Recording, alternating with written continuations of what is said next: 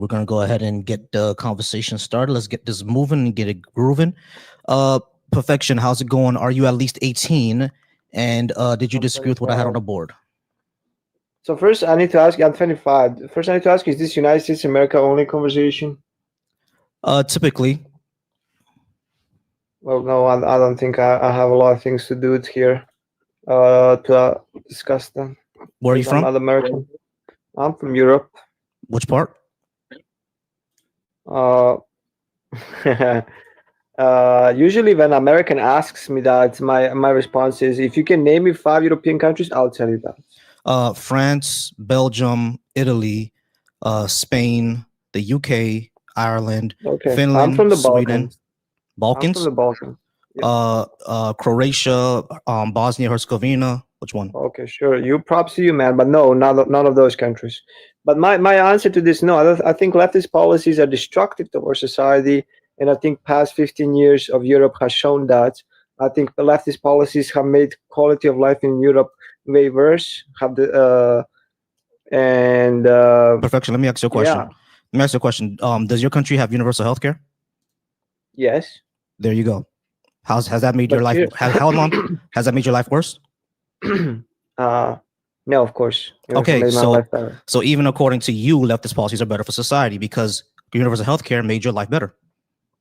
But the leftist universal healthcare is not a determinant whether country today is a leftist or not, because In all the America, it countries is. well, yeah, but in Europe, every single country has a universal healthcare, and there can be a right-wing government, and the right-wing government will still approve of the healthcare, just like Yazis would have healthcare. But not here in Supporting, America. okay, supporting universal healthcare is not a right or left. Perfection. Listen to what I'm saying. Remember when I said this is typically an American conversation? Because in America, universal healthcare is a leftist policy. Let me ask you another question, Perfection.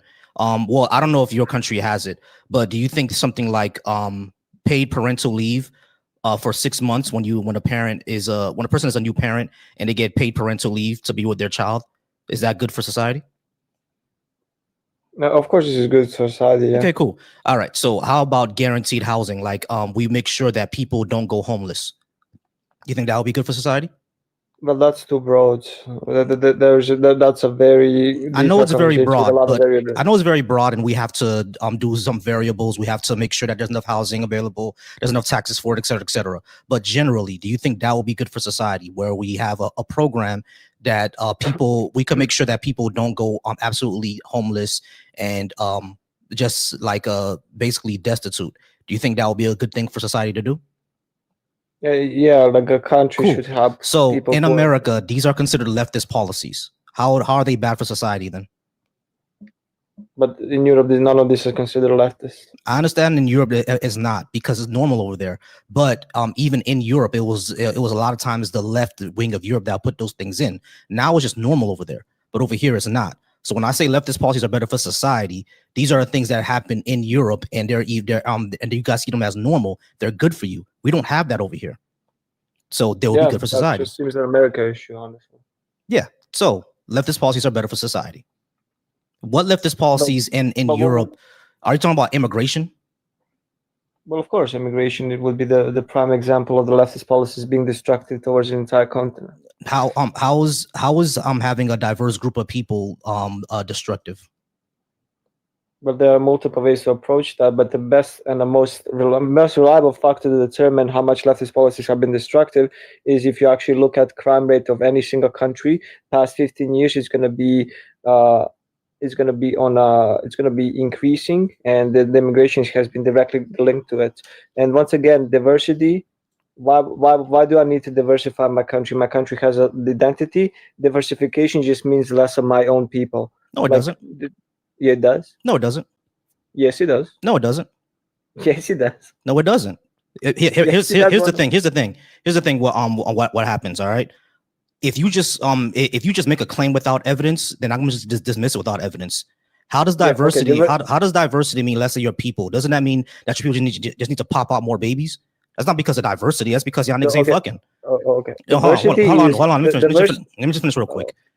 Y'all just ain't fucking. That's the problem. All right. Hold on. Y'all motherfuckers ain't have no babies. We've all seen the birth Okay. rates in Europe, and we've seen the birth rates in America. We've seen the birth rates in Japan. Y'all motherfuckers not having babies, bro. That's Okay. y'all fault. It's not because of diversity. You can have high amount of immigration and still have a high amount of a birth. Hold on. You can have high immigration and have a high birth rate. A perfect example of this is South Africa. South Africa has immigrants from other African countries, and they still have a high birth rate. You see what I'm saying? So it's not because people are being diverse. It's because y'all motherfuckers ain't fucking. Y'all gotta pop out some more babies. But that's the first thing I would say. But the second thing that I would say is that when it comes to crime, right? Crime is more correlated with things like poverty and proximity than it is to immigration. Because again, you can say this is a unique European thing, right? But in America, our immigrants are not the ones committing the most of the crimes. It's the native people committing most of the crime. And when I mean by native people, I don't mean like Native Americans. I'm talking about like the people who are born in the United States. They're the ones committing most of the crime, not the immigrants. And not only that, every time a European, hold on, I'm not done. Not only that, every time I've actually looked into this, whenever a European claims that immigrants are causing all the problems, and I look at European sources, they even say it's not the immigrants. So you just blaming niggas, bro. Like it's you just blaming people for problems that are your own. Diversity doesn't kill your people. Not fucking and not having babies is what's killing your people. Immigrants are not the ones causing crimes. Y'all the ones committing the crimes. Y'all just have a scapegoat for immigrants for your birth rate. That's y'all fault. So is it possible that the one single country does not have babies at the same time decides to protect the borders? How is me not having my country not having a lot of babies and me deciding to have open borders policies related? There can be a country such as Hungary who has low birth rate and decides to protect its borders. You are connecting two issues that are not necessarily connected. You just said crime. Okay, so no. You're talking about birth rates. Okay, you need to actually follow the conversation because obviously you're not following. No, so I'm following. I'm following. Not having we are not fucking, so therefore we need diversity. That was your argument, basically. That wasn't my argument. No. That's not my argument. I'm going to repeat myself. Let me repeat this again. Let me repeat. Okay, no. I'm going to repeat this again because that's what y'all always do. Hold on, this is what y'all always do. Y'all always try to misunderstand. Hold on. I'm going to clarify because clearly you did. I'm going to clarify. Because clearly you did not understand me. I didn't say you need that. Hold on. I'm going to clarify because clearly you did not understand me. I did not say, nor did I imply that you need diversity because you're not having babies. I said diversity is not making less of you. What's making less of you is you not having babies. That's what I say. I didn't say you need diversity. Hold on, wait. Hold on. Let me finish. I did not say that there is less of you, therefore you need diversity. What I said was that the reason that there are less of you is not because of diversity, it's because you're not having babies. We've all seen the birth rates of all across Europe and Asia and America. You're not having babies. That's the reason. It's not because you're being more diverse. Okay, now, when it comes to when it comes to protecting the borders, this is my stage, not yours. It's my stage, not yours. So yes, when it comes to protecting the borders, I have no issue with that. I have no issue with protecting borders. It's how you do it that I have an issue with, like what we're doing in the United States. Go ahead. These are sovereign countries. They have right to determine how they want to protect their borders. You don't get to dictate your morality on how we protect our borders is irrelevant. Sovereign countries means they get to make their own countries and they get to elect people. No one said otherwise, bro. No one said otherwise. Yeah, I said I didn't. I didn't say I could dictate what you do. I didn't say. Hold on. Bro, you're not understanding what I'm saying. I said what I said was I have no issue with protecting borders. I always have an issue with how. Like in the United States. In the United States, the way that we're protecting the borders is basically ringing up grandmas and children and putting them into detention centers where psychos go ahead and rape the kids. That's what's happening in America. I have an issue with that. Don't you have an issue with Border Patrol agents rounding up teenagers, having sex with the girls and getting them pregnant? Because that's basically rape. Do you have a problem with that or not? Hold on, wait. Hold on. Of course, I have a problem with that. Okay, cool. That's not reality. Perfection. Hold on. Perfection. No, you're just listen to my question. Jesus Christ, bro. No, I'm trying to actually have a conversation, but I am. No, but we can't have it if you don't understand what I'm saying. You're just nonstop yapping and deflecting. Okay. This is my stage or your stage? Whose stage is this? your stage, but she's Cool. Hey, no. Ain't no ifs, ands, or buts. There ain't no ifs, ands, or buts. This is my stage. This is my stage. So I'm going to talk. You understand? Okay, cool. So what I said, my argument, my position, exactly. You ran like a bitch. So my position is that I don't have an issue with protecting borders. It's always based on how. That's my issue. All right, nobody. Go ahead and come on up.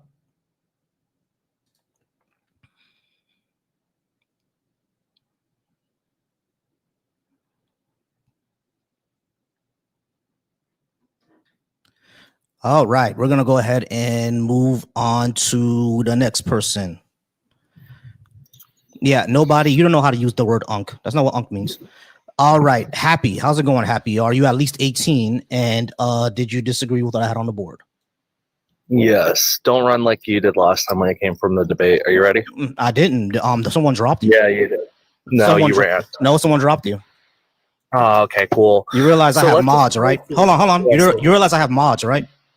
Yeah, it could also be the case cool. So the mods dropped you. So don't come up here accusing me. Hold on, Happy. Do not come up here accusing me of shit if you don't know what the fuck you're talking about. The mods dropped you last time. Matter of fact, they even told you they dropped you last time. They told you that. That's false. So don't come up here. Don't come up here accusing me of shit. Now you can go ahead. So leftist policies are better for society. We can start with universal healthcare. I think that would be good for society. You think it would be bad for society? Wait, hold up a second. Better is still indexed to individualism. I think that universal healthcare would be good for society. Do you think it would be bad? Preference based. I don't care. Do you disagree? Yeah, I don't believe. Okay, cool. So you disagree do you disagree that universal healthcare would be bad for society? You disagree that universal healthcare would be good for society. So does that mean you think it would be bad for society? Do you think universal healthcare would be bad for society? Yes or no? Yes. Okay, cool. Why? I don't have an obligation to make sure that you have this, do I? You don't have an obligation. No, of course you don't. But the argument is not about whether you individually have an obligation. It's whether if we live in a society and we vote for a government, like people who represent us, et cetera, should the government, who has a role in our society, who has the monopoly on force, do they have a duty to make sure that this part of our society is paid for? I think they do. Why do you think they don't? Yeah, I say they don't, based off the preference here. If it is the case for universal healthcare, everyone has to pay into this. Mm-hmm. This is going to be forcing people to do something that they don't have a causal obligation to. If you want to make the argument here, right. So the problem I have with that, Happy, is that I also don't have a causal need to protect you, but we still pay for the military. Wait, you have a causal obligation to protect your own property. Yeah, I have an obligation to protect my own property, but I don't have a hold on, Happy. I have an obligation to protect my own property, but I don't have an obligation to protect yours. However, we still pay for police and military that do both. So if you're gonna make the argument that we don't have a causal obligation for healthcare, we can just say fuck the police, which I say all the time. We can just say we don't need police or military, but we're not gonna do that, are we? So yeah, like that's what I'm saying. Like this argument, I also don't have a causal obligation to make sure that your kids are educated, but we pay for public education. Yeah, you don't. The reason why we do that, hold on, listen. The reason why we do all this is because we realize that it's beneficial for all of us. So what I'm saying is that when it comes to universal health care, will it be beneficial for all of us? And if it's beneficial for all of us, why not do it? Cool. Can I finish the statement without you interrupting? No. Answer that question because you already finished your statement. Your argument was that you had no causal obligation to make sure that I have health care. I also have no causal obligation to make sure that your property is protected. To that. Wait, so hold on. No. You're going to respond. I'm going to reiterate what I'm saying without you bitching. So the argument you made was you have no causal obligation to make sure I have health care. Cool. I have no causal obligation to make sure that your property is protected. We all still pay for police and military because we understand that's beneficial for all of us. Well, maybe not the police, but at least in a concept, in a way, we understand that police and military is beneficial for all of us. I view the same thing for healthcare. Hold on. I view the same thing for healthcare. I view the same thing for healthcare. So if healthcare is beneficial for all of us, then why not do it? Now, do you disagree that police and military, and at least at the concept of it, is beneficial for all of us? Yeah, I disagree. It's going to be indexed to individual. Yeah, it's going to be indexed to the individual. How you're stating this is false in of itself because you're stating that you're paying for someone else's. No, the individual in question is also paying for themselves. I'm also NCAP. Do you know what that is? Oh, you're an anarcho-capitalist. Yeah, there you go. Yeah. So I know what anarcho-capitalist is. Yeah, Here's the thing, though. But I know exactly what you're saying. But here's the thing, though, because that's you can't. You said that. I'm sorry. Let me think back on this. When you made the causal obligation argument, Yeah. you're saying that my example of the police and the military does not apply. Why not? Yeah, so you're rephrasing this in two aspects here. First, you're making the claim here that you're paying for someone else's, which this is false in of itself, because local police officers are typically funded by local funding. You're not actively paying for some person in Alaska being able to get the funding unless if it's going to be the federal police or at the same time some other higher level. So when it comes to this action, you're not paying for someone else's, you're paying for your own protection. But I also mentioned, hold on, Happy. I also mentioned the military. The military is for all of us. But hold on. I'm not done. I didn't say only the military. I also said public education. And public education, that's also local, right? But I don't have any kids yet. But the taxes that I pay in my state and in my city, well, I don't pay a state tax, but in my city, the taxes that I pay is also going to the public education for kids that I don't even have. Yeah, I believe it should be on the parent. I understand that, but no society works the way that you're saying. Now, Yeah, I understand that as hold on, bro. Slow down for me. I understand that as an anarcho-capitalist, you think that we should also be paying for ourselves. That's all good and well, but no society has ever worked that way. No. We can look at certain societies in the past that have very much worked like this. And they failed. The Roman Empire was working really well, but what happened? That's not what happened in the Roman Empire. Roman Empire had two factions here, right? Would you disagree? There's two actions that took place to destroy the Roman Empire. First, they overextended themselves. Overextended, and what else happened? A certain individual got deleted, and once he got deleted, what happened to the whole empire? Are you talking about Julius Caesar? Or someone else? Are you talking about Julius Caesar or Nero? Who got deleted? Yeah, Julius Caesar was one. Nero also got deleted. There's multiple factors here, but once they got deleted, I agree. Yeah. But here's the thing. Yeah, I got you. But here's the thing. We don't have to go to that. But here's the thing. What I'm trying to say. Hold on. But Rome was not an anarcho-capitalist society. But there is a society that we can look at that was sort of anarcho-capitalist, which was I think Iceland in the Middle Ages. But even that failed. But what I'm saying is this was also, you said, look, give me a society that has worked. Wait, who? There has been societies. Which one? The Roman Empire in of itself was very much this way. They're not the Roman Empire was not ANCAP, bro. Yes, they were. No, the fuck they weren't. They were not ANCAP. Yeah. Pay for your own private property, pay for your own militaries, and at the same time. They didn't pay for their own militaries. Rome had a military that were taxed from people. Wait, did they not also pay for their own mercenaries for individuals in the high areas? Yeah, they paid for mercenaries, but Rome had a standing army that was paid for their taxes, bro. Not always the case. In certain aspects of it, yes, but in the beginning, no. Second factors are going to be the in the beginning, no, and then they changed to that. What was the reason that they changed to it? No, because not everybody. Right, I understand that Rome had mercenaries, but it's not like they didn't have taxes, bro. The state had taxes.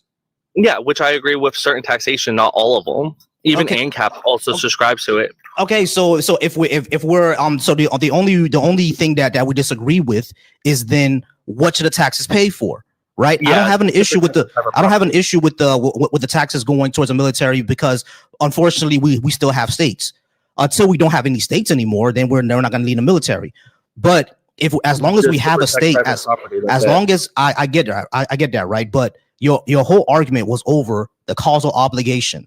Yeah. However, since we pay for military because and that's protecting the entire country, it's protecting my property and yours.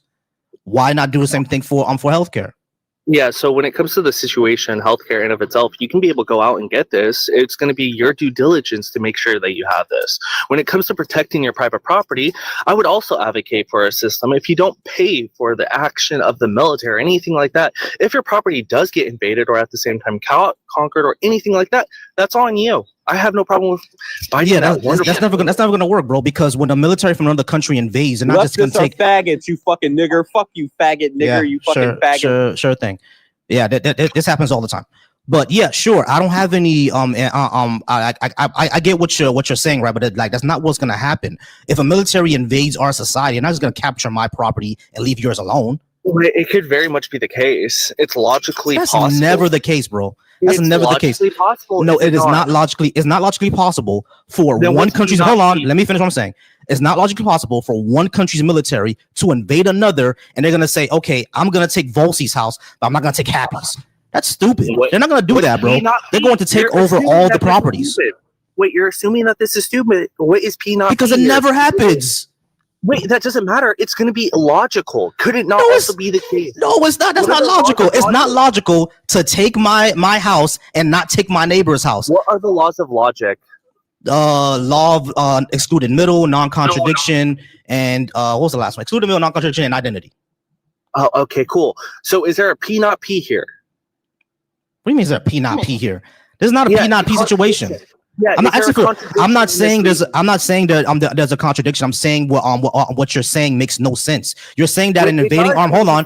You're arguing that an invading army. You're arguing that an invading army into a country will take some people's property and leave the other ones alone. Yes, could very much be the case. They're not. That never happens, bro. Wait, it could very much be the case. It could very much be the case that pigs fly out my ass. Is it going to happen? Wait, that's not the case. Because there would be a contradiction here, unless if you're using the term pig in other aspects that we wouldn't subscribe to. No. In the history of militaries, when has a military ever invaded a country and only said, "I'm only going to take the residencies of the blue people and the red people, I'm never going to leave. I'm going to leave them alone." Okay, cool. So it's never happened. All right, cool. I got you happy. I understand it is. So it's never happened. We agree with that. Now, why would you think that it would happen? Is it not the case that this follows the laws of logic? We're not going to actually. I'm asking you, why would you think it would happen? I think that scenario would be a case. Yeah, so it follows the case of laws of logic. There's not a P, not P here. It does not contradict itself. It has the law. I'm asking you about probability. What makes you think this is probable? I don't care about probable. Then your entire argument is nonsense. No, it very much is valid here because it's not valid. This is stupid. Yes, it is. It's not stupid because it's very stupid. It doesn't matter if it's P not P, bro. P not P is not the issue here. P not P is not the issue here. The issue here is probability. Do you think this is probable to happen? That an invading army would invade another country and never take on ownership of anyone else's house? It's logically possible because I don't think it's possible. So if there's an island, right, where an individual lives, someone comes on, conquers the island, and that one house, did that not happen where an individual house was conquered and everything else was fine? Yeah, because there's only one house. Okay, so is it not logically possible that a military force could go in, conquer a single house, and not touch the rest of everything the fuck else? No, they still will touch everything else because guess what? There's other houses. Are you saying that they would if that island had two houses, they wanted to take in the other house and want to take in one house? Yeah, it could be logically possible that they had some. Why would they do that? Yes, so there's some type of intent that they could have where it's for this one individual, not the case for the other. Could it cool. not be? So, all right, cool. So what you're saying is that we should all pay for our own militaries, and those that don't have a military are asked out. Yeah, if you want to be nice, they can be able to ask for help or anything like that. But it's not my burden, or at the same time, someone else's burden to make sure that you are taken care of, is it? No, that's not about taking care of, making sure that we're taken care of. The issue is that if we're going to be living in a society, what is beneficial for all of us at the same time? Yeah, it's going to be beneficial for me not to pay for you. And what we've seen is that if we have a standing army, it's going to be beneficial for all of us because if an army invades us, they could also invade you, and not everybody can afford to have their own private army. That's crazy. Wait, but if I have my own military, my own mercenaries and everything like that, it wouldn't be beneficial for me to pay for another aspect of a military. All right, but there's a reason why that doesn't happen anymore, bro. Wait, that would harm me. We don't have personal militaries. No one has that. But you said that this would benefit. Who would benefit? What are you talking about? Yeah, so when it comes to military, who does this benefit? The people that cannot afford this, or the people that can afford it? All of us. It benefits all of us. Wait, that's false, because if it is the case, I can already afford. If it is the case that I can already pay for my own military force, my own action to be able to protect my private property, everything like that, why should I pay for another one where this is actively cutting into my profits for paying my mercenaries? Because fuck your profits, number one. But the second thing that that I would say is that if your mercenaries can be bought off, doesn't that mean that other countries can buy them off and turn them against you? Can you prove that they can be bought off, or is it logically possible? Yeah, because you just said it's logically possible. Because you just said these are mercenary, buddy. Is somebody who can be bought off. That's why they're called mercenaries. Mercenaries could also be indexed just based off of religion or other aspects here. Yes, yeah. Okay. So hold on. Wait. Let's say that they're indexed to religious. So you're the religion of the hot dog, right? And let's say the country that's invading us, they're also the religion of the hot dog. Now what happens to the mercenaries? Are they going to defend you, or are they going to defend the other country, or are they going to stay out of it? They could very much defend one aspect here. We can see in the past, the Crusades, there were different types of Christians that would have different problems with other Christians because they wouldn't subscribe to the same dogma. Yeah, so and that created problems in it. Wait. I wouldn't say it created problems. It would come down to whoever had the mercenaries, or at the same time, the force factor, which, guess what? Even if I pay for my own military, that still isn't giving me an obligation to make sure that you're taken care of, is it? It's not about you have an obligation that I'm taking care of. That's not what we're talking about. We're talking about if we're living in a society, we all have a shared common goal. Do we not? No, I disagree. You disagree that we don't both want to live in a productive, happy society? Wait, that's very subjective here. That's based off of preference. Yes, of course it is. Of course it is. It's based off of preference. So I disagree. All right. So you don't want to live in a happy society. Happy is very subjective. That doesn't matter.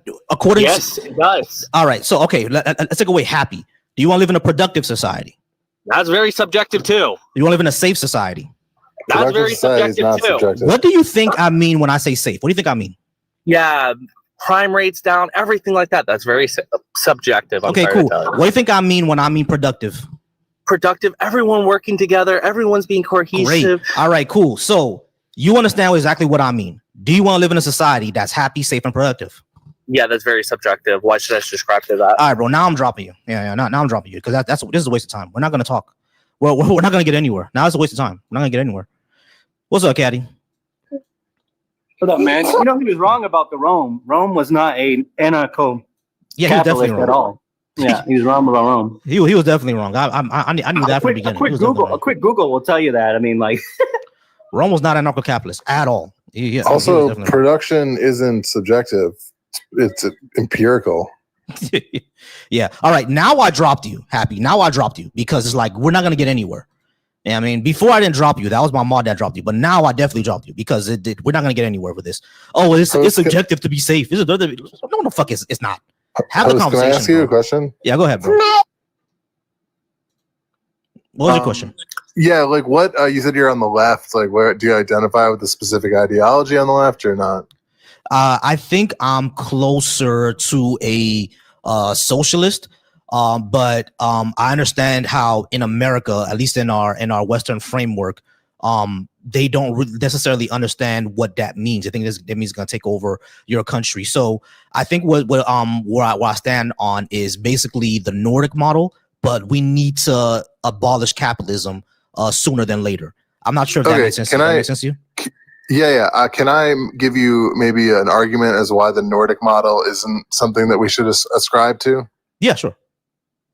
So the Nordic model is coming under contradictions itself right now, but I think principally from a Marxist position, simply put, is that if you look at what the central banks invest in the Nordic model, what their funds, those national oil funds are, they're invested in Western finance capital. So they indirectly fund U.S. imperialism through the organ from which imperialism emerges, basically, in what Lenin says of finance capital. So, like, yes, they have a high social safety net, but one, a lot of this was established in contention to the Soviet Union at the time, and was in the West's best interest to dissuade people from like more Bolshevikism or like Marxism, Leninism. So that's what I think a theory as to why these Nordic countries have the quality of life that they're allowed to have, while not having to divest in like military, for example, that the U.S. basically provides for them through NATO. But principally, it's like they at the end of the day, they support finance capital. And someone like a place like China does not have the same direct ties to Wall Street and the City of London Corporation. Okay, yeah, I get that. So you would say that the Nordic model is what we shouldn't aim for. We should aim more for the Chinese model. And even then, even a Chinese model may have some issues in it. So we should go more towards just straight communism, right? Well, I think that the Chinese are practicing communism. Oh, I thought they were practicing state capitalism. But okay, yeah, I can see that. I don't have any more. I guess the main thing for me is like China considers their form, like they consider the productive forces socialist, right? But it's socialism with Chinese characteristics. So it's Marxism, Leninism with like Mao Zedong thought. Yeah. I think that there is in Marxism the term sublation is often used, where it's like Mao drew inspiration from the founding fathers, specifically George Washington, as well as like the Marxist leaders like Stalin, etc. And he sublated into Chinese socialism, like Chinese history, etc. I think that America could very well sublate the kind of ideals of the founding fathers, of the Constitution even, into Marxism, Leninism, into the idea of kind of a dictatorship of the proletariat, etc., and just call it a socialism with American characteristics, with its own unique Americanisms like that of like pragmatism that might not exist in the same form as like China, for example. I got you. And so, I got you. I get that. I think for me, what I would aim for, what I think what I would aim for in this current juncture of time, since we exist in capitalism, is Garveyism. I don't know if you ever read what Garvey said we should do with capitalism. Well, it seems to me ideal doesn't fall under the kind of utopian idealism as laid out by Engels. It feels very prescriptive. What should we do with capitalism? I don't know. It appears to me that independent of the will of certain ideologies, capitalism is already coming under contradiction based on the laws that Marx described. Let me just kind of explain what Garvey wanted to do, right? So for Garvey, he understood that we needed to engage in capitalism. What he said was that when profit is made, all that profit should then be reinvested back into the community. And if you look at like African societies before colonialism, that's kind of exactly what they did. Anything that was excess, anything that was profit made, they put it into stores and they used it for the community's benefit. They use it for society's benefit. I think that's what should happen, right? And honestly, whenever I read like socialist thought, that's what they say to do anyway. Like profit can happen, but the profit should go to investing back into the community. It shouldn't be kept into stores and hoards. And I'm sorry, I didn't hear what you said before. What you said? Yeah, I'm just saying, like profit is just surplus value. It's surplus, value extracted above the labor that human labor imbues a commodity, right, with value above its constituent parts. It's called surplus value. It's realized in profit. This is basically in line with like classic Marxism, but I would simply offer that where this trends into the form of idealism to me is that it lacks the practical integration of who mediates the relationships of surplus value reintegrated into society. Where do the profits go? Who decides where to allocate these resources? Okay. And by what means? In pre-colonial Africa, it was basically the elders, the chieftains. They basically had Soviets already. Is that that they were basically the chieftains, the elders, the people who knew the community and what they needed, essentially representatives. Essentially, they're the ones who allocated where these stores of grain. Well, I just call them store grains, but surplus value. They were the ones who decided where the surplus value would be going and why it would be going there essentially. So essentially they already had the Soviets. Is just that we called it something different. You know what I mean? Like they were chieftains, elders. I guess I would just err on the side of caution in regards to a sort of backwards trend into history. You're talking about pre-colonial history, and history marches on. And what the importance of the American post-war empire has brought is it has brought with it a kind of global marketplace. It is like the world is now orchestrated. You could even argue that it's not even capitalism anymore that actually drives expansion, but that's a separate point altogether. But the global market is in place. The idea of Soviets being in control or small groups, it actually doesn't necessarily scale at the level from which I think would be necessary at the current epoch. That's why I kind of signaled to China. China has multiple civilizations, a lot of ethnicities, a lot of different interests, but it is a strong and large bureaucratic central government that seems to participate both actively in the marketplace with state-owned enterprises, and also participates very heavily in the ideological side as well, as they have, they're Marxist. No, I don't disagree. Go ahead. So in the terms of socialism, we have to understand that within America, the seesaw effect exists. And a lot of people live within a subjective reality echo chamber, which capitalism loves these echo chambers because the division that it creates is very large and very vast, which makes it always a seesaw effect where we can't get everybody on the same page within America to actively do socialism. And on the terms of capitalism, these capitalists are already realizing that the colonizer mindset of, extraction of resources and colonizing is not going to last them forever. So they're already sort of preparing for techno-feudalism. And that's a huge thing that you can see with these certain far-right Republicans backing certain tech industries and certain corporations and stuff like that. So techno-feudalism is very much talked about now and very much a reality. Yeah, like the World Economic Forum, they talk about this pretty much directly. I would just counter. It's like, okay, well, in what way is this actually even capitalism anymore? Is this a new mode of production? I would argue that it is closer to socialism, even in America, than actual capitalism that Marx described in the 19th century, because capital profits do not fundamentally drive capitalist expansion anymore. You mentioned the techno-feudalism, this type of integration into information technologies. These were all social media. The internet was a project of Soviet-style socialism, basically, within the context of America. None of these companies make any profit. The information is actually that's not true. That's not true. Can I pause real quick? Everybody pause real quick. All right, y'all. So the number is up on the board. You can call in if you disagree with what I have to say. 786-530-5941. Please call in. I do appreciate y'all. If you're watching me over on the Deconstruction Junction, I appreciate you over there. You guys are wonderful. If you're watching me over on the Volcy Thoughts channel, my own personal channel, I appreciate you there. And if you're watching me over on Twitch and Facebook, I appreciate you there as well.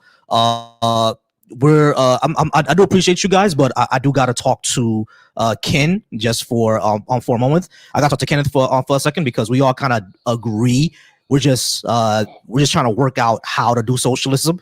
But let me talk to Kenneth for a little bit. But I promise I'm gonna get to you guys in a second. All right, Kenneth, how's it going, Kenneth? Are you at least 18? And yes. Did you disagree with what I had on the board?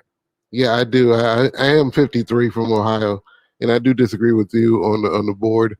I was wondering, when you were talking to the gentleman, do you understand that? Are you praising white socialism? Is that what you're praising? No, I like actually because one thing I've always said is that even if we do reach socialism, we're not that doesn't mean we got rid of racism. So we need to actually address racism. Then because the guy below you, I guess the guy below. I got you. The guy below.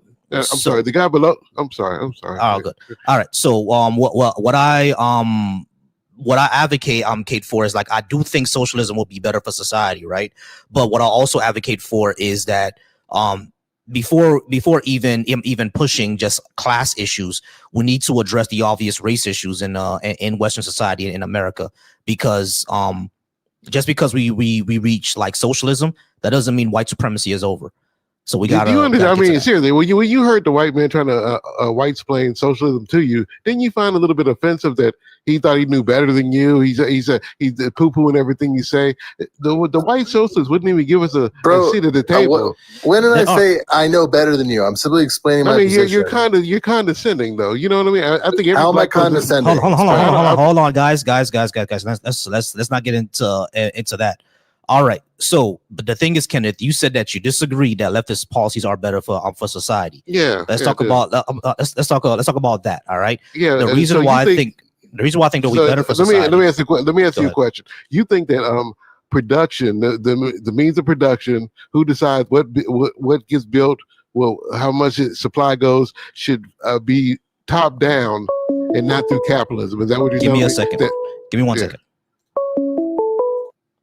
Call from Mikey. Hey, Mikey, how's it going? You on live with Volcy now? Just give me a few moments. All right, you're gonna hear some hold music. I'll be right back with you. Thank you so much. All right, so here's the thing, Kenneth. When it comes to capitalism, that's already top down. The people don't decide. The people do not decide the allocation of resources. It does. Corporations decide the allocation of resources. No. They based on the laws of supply and demand. They're based on laws of supply and demand. What the people supply and demand is bullshit. Okay, here we go. Yeah. See what I mean? Yeah, hold on, Kenneth. Supply and demand. So supply and demand doesn't disappear just because you have socialism. It doesn't disappear. Yes, it does. It doesn't. No, it doesn't. Okay. It doesn't. It doesn't ignore supply and demand. Who decides what gets built? Who decides what goes into production? What we like to eat? What we like to drive? What color we like? You still decide that, bro. No one says you can't. Hold on, Kenneth. I need you to slow down, bro. Listen to what I'm saying to you. If we have a socialist society, that does not mean that you can't decide to get a yellow car. Of course, you can decide to have one. Why? What's going to be this? Hold on. Listen to what I'm saying to you. Stop. Chill. You need to hold on, Kenneth. Come on. Kenneth. Stop. No, I don't want you to explain to me. I'm not explaining socialism because you just said who decides. I want to have a conversation. Hold on, Kenneth. Come on, bro. Come on. Okay, go ahead. You got it, bro. You got it. Listen, because you just said who decides what car I drive, et cetera, et cetera. You still decide that. I did not say that. Kenneth, come on, bro. I did not say that. Yes, you did. Hold on. Am I going crazy here? Didn't I just say who decides who has a car? If you stop interrupting me, and I'll tell you what I mean. Kenneth, you're being like the white man. Kenneth. Okay, you need to stop interrupting me. That's what you need to do. Because when I started talking, you know who's saying who decides this, who decides that. You know who interrupted me. Kenneth, you're the one who interrupted me. Because when I said that supply and demand still exists under socialism, you automatically started saying who decides this, who decides that, who decides this, who decides that. You interrupted me. You have a lot of vitriol for me, but the white man condescending you. You let him say whatever the fuck. You let him say whatever. Me and you are the ones talking. Stop bitching, bro. No, I'm just Stop all that. We can have a normal, rational conversation, but you gotta calm down, bro. I'm comparing and contrasting. No. You don't need to do that. It's our conversation. Fuck everybody else. Compared to the white man, hold on. These dudes are not the one we're talking to. All right. The reason why I was able to have more cordial with them is because we agree more. Now, you disagree more, so we're gonna have more contention. Of course, it's gonna happen. Didn't you see the first white person who came over here? The first white guy. Hold on, Kenneth. The reason I keep muting is keep interrupting. The first white dude that was in here, we had a very contentious conversation. I'm being nice to you, bro. All right, so cool. Let's actually have the conversation. All right, cool.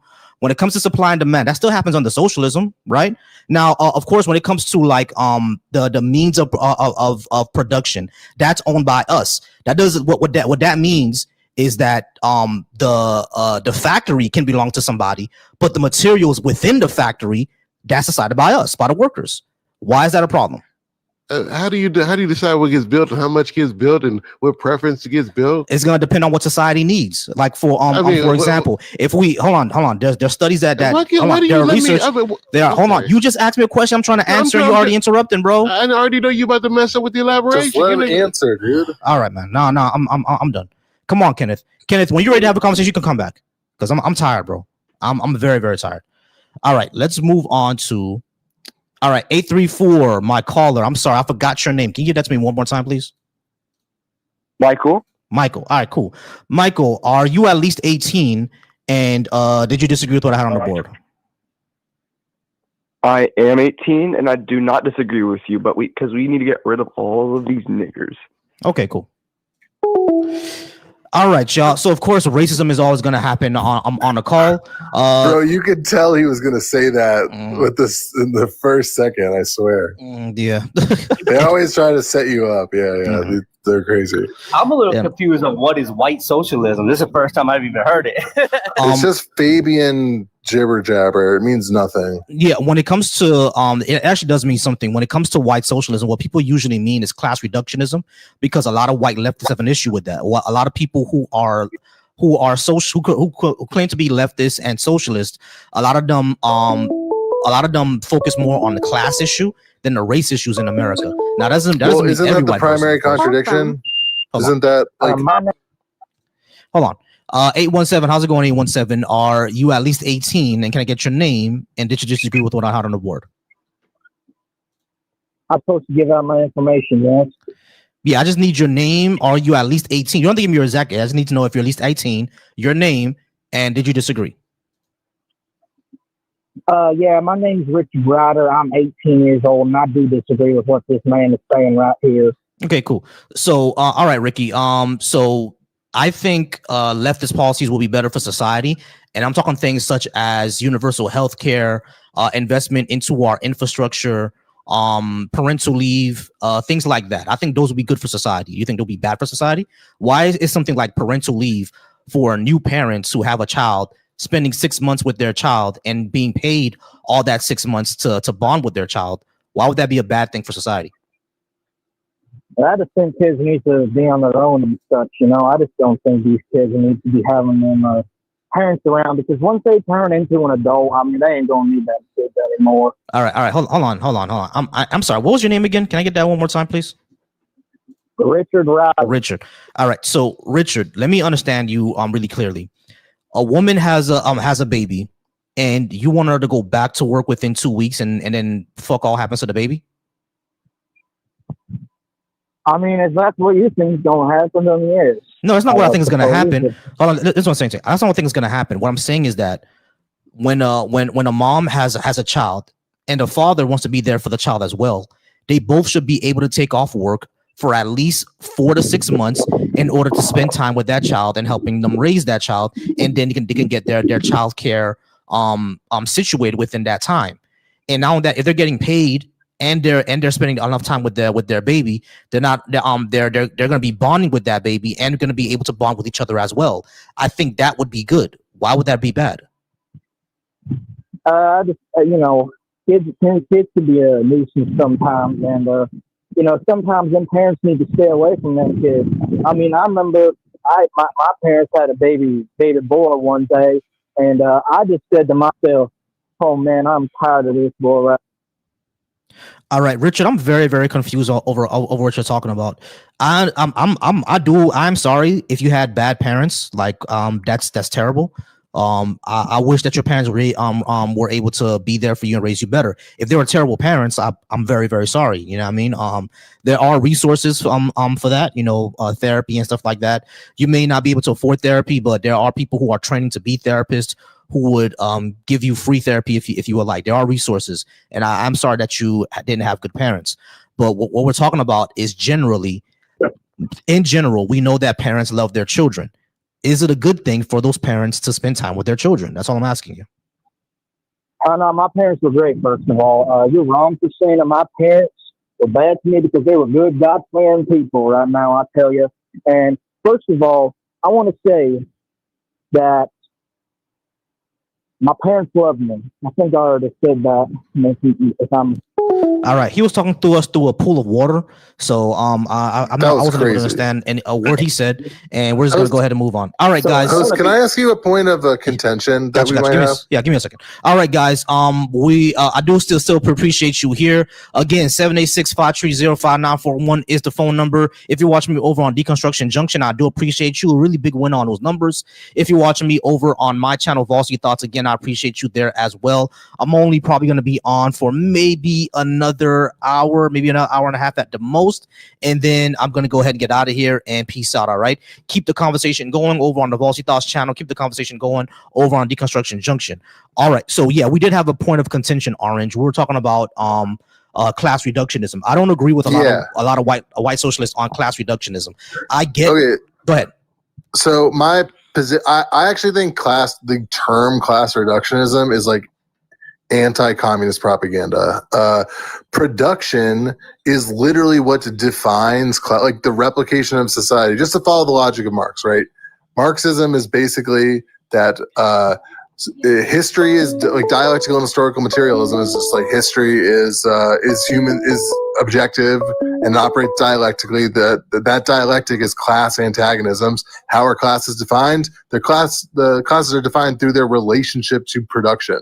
Production is being like how society replicates itself. So obviously, to take the Maoist line of like primary and secondary contradictions, I think it's very obvious that class is the primary contradiction. Everything else, including race and other, persecuted minority status, sexual identity politics in general, that is all secondary to class. To call it class reductionism is literally just describing Marxism. To me, but the reason why I disagree with that is because it's very, very obvious in the United States. I'm pretty sure you live in the United States, and we all know what has been said before. If you make the poorest white man feel that he's better than the richest black man, he'll empty his pockets for you, right? So when it comes to our society, then, isn't it? I got you. You said when it comes, hold on, though, right? I understand what I said. Feel when it comes to our society. Race is extremely important. You see what I'm saying? And race is the primary driver of oppression. But it's not society. No, it's not. I disagree with that. It's not the primary driver. It is. It absolutely is. But because literally literally everything about America is racist. No, it's not. That's actually not true. Racism is a huge part of America, of problems with America, but like America is not founded on it's not Disneyland for racism. That's not like what the essence of America is. Yes, it is. All I want to say, hold on. All I want to say is that the logic that race. Hold on, Orange. Well, can I just make a logical critique? Wait, Orange. You just said that racism was that America's not a Disneyland for racism. Literally, like the way America was settled, the way we have the West Coast right now was committing a genocide on a group of people and enslaving another group. This country was literally built on West was not the reason. Hold on, the entire that we expanded out West was not for genocide. What was Manifest Destiny, my guy? It was claiming what they considered land. Exactly, racism. Yeah, it's literally built on that, bro. Hold on. We did not go out West in order to participate in the genocide, right? We went out West for a new world. That was their understanding. For a genocide new world. For a new world. Hold on. Orange. Driving force. Orange. A new world for who? The settlers. Who were what? Primarily white. White, period. Because black people were not considered citizens or even people back then. So what I'm saying is that Manifest Destiny did not include black people. It did not. We know that, right? And Manifest Destiny was about getting rid of the people who were there. It was not just finding a new world. It was getting these savages out the way in order for us to claim our birthright as the white man. It was all racism, bro. This country was built on that. Racism is the primary driver of oppression here. Like literally everything that we do. The pollution in America is driven by racism too, because there's environmental racism and the way the highway system was built, down to fucking pollution. It was built on racism. This is all but again, in order to draw this logic back to its most fundamental basics, you would have to ascribe a certain race magic to the motivations of mankind in history. When I think it makes much more sense to describe this as a matter of a downstream effect of the productive forces. So, it's not about race magic, Orange. It's not about race magic. What I'm saying is that white supremacy was invented. Explain racism then. Are white people just inherently racist? All right, Orange. I'm gonna start muting you. All right, so you gotta stop doing that. Racism, or at least in our current modern version, came from white supremacy. We know that's where it came from. Came from Europeans. So when how was it created? Because slavery. So slavery and colonialism. It was slavery and colonialism. Slavery and colonialism. What was slavery and colonialism? I understand. You gotta stop doing that, Orange. Please stop. I'm gonna ask you to stop. So, white supremacy was created during the colonial times. That's what created America. All right. We all understand that slavery was what was started as a mode of production, et cetera, in order to make more profit. We all get that. We all get that. We're talking about the foundations of America. The foundations of America. That is the foundation. Foundations of America was not about production. The foundations of America was building a new country for the white man. It was all about racism, because they could have had production without slavery, and they didn't. Pilgrims were racist against what? The Pilgrims were racists. So were the founding fathers. Hold on. Did the Pilgrims come to America to establish white paradise, or did they come to establish a certain religious freedom? Both. What you don't understand? Wait. What you don't understand? Orange. What you don't understand? Orange. What you don't understand is Abrahamic religion was a colonizing religion, and it colonized alongside empires that colonized. That's the thing you don't understand. And what was colonizing was the relationships of the British Empire to the productive forces at the time. That is what the engine of colonization was. Listen. Native Americans existed on this land before European Native colonizers. Americans also had a slave economy. Because the Europeans came over here and colonized, they established a white power dynamic structure. It's called white power dynamics. It's really much part of colonization. But they had a more sophisticated productive force. It's called systematic racism, because it affects the system of the people today. Was it racism, or was it the productive forces that ultimately led to the victory of the let me ask you this question. Let me ask you this question. You're trying to expand, right? But you don't give a damn about those people and how they live and what they worship and how they believe. And you want to tell me that that's just productive expansionism? Okay, well, I'll give you an example. I'll give you an example. Let me give you an example.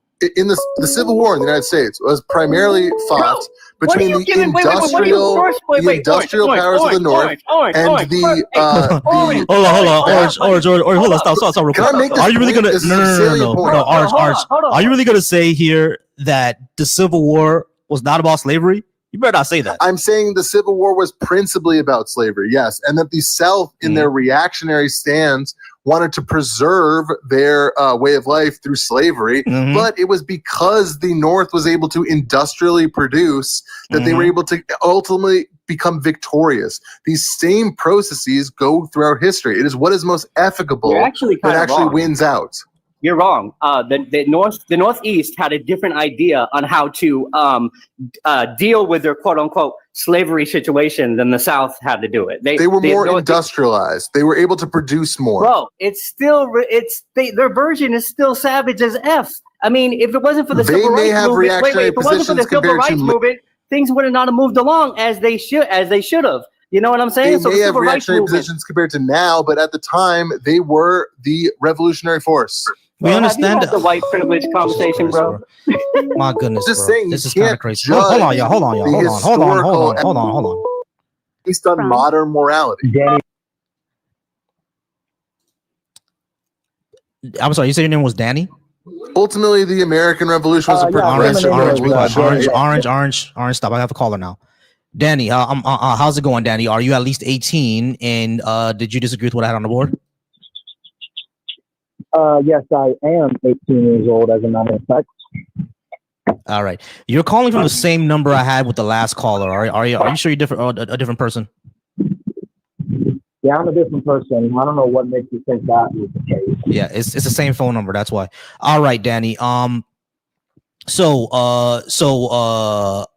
you said you're 18. You disagree with what I had on the board. Cool. I think leftist policies are better for society. Why do you think they'd be bad for society? I mean, just don't change what's already good, you know? All right. It sounds like you're talking to me underwater, bro. Like, can you either get closer to your mic or get to a more clear area? Because I could barely hear you. Nice. I just don't think you should change what's good, you know? You say you think we should change what's good. What do you think is good? Because the policies that I would like to put in for our society, I think will improve it, are things such as universal health care, parental leave, guaranteed housing, et cetera, et cetera. Why do you think something like parental leave, for example, would be a bad for society? Parental leave? Yeah, exactly. Like when new parents have a child, they get to spend at least 6 months with their child paid for. I think that would be good because it gives them time to bond with their children. Why would that be a bad thing? I mean, personally, I think parents need some time away from their kids. Of course, you're always going to need some time away from your kids. I don't have a problem with that. But during the first 6 months of a child's life, those are very, very important years. And bonding and having a good time, not just having a good time, but bonding and nurturing with your child is good for those 6 months, is it not? Yeah, I guess it's good, but like it gets to a point where you just like you need some time away from kids. I mean, have you been around kids? Yes. Have you? It's just horrible, like staying around children. Is it not? All right, Danny, you're not really answering my question. Everyone knows that parents need a break from their kids. We know that. Like, Danny, are you sure you're not the same person? Because you're making the same argument the last person made. No, I'm not the same person. I don't even know what you're talking about. Are you sure? Yeah, I'm sure. I don't even know what you're talking about. All right, someone cool. on here making the same point? Yeah, someone made the same exact argument that you're making, that people need time away from their kids, but that's not what I'm arguing. I'm arguing Yeah, exactly. We know that parents need time away from their kids. No one is arguing otherwise. What we are discussing is the fact that if you were to give parents parental leave, that would be better for society because it's less stress on them. And the reason why less stress on them is because they're not worried about where their kids are. They're not worried about paying all this childcare. They're not worried about any of that. They're more worried about bonding, spending time with their kids, and it is paid. They're not worried about having their house taken away from them while having a new kid because they can't take off of work. There's less stress because they're not there bonding with their kid. Here's my counter argument. Hold on, Danny, I'm not finished. So my question is, do you think that would be good for society? My question is, do you think that would be good for society or not? Here's my counter argument. Have you seen the movie We Need to Talk About Kevin? Some kids are just born psychopaths. Yeah, we're not getting anywhere with that. I'm gonna go ahead and see if I can get the last person that just called in. I'm gonna call them back.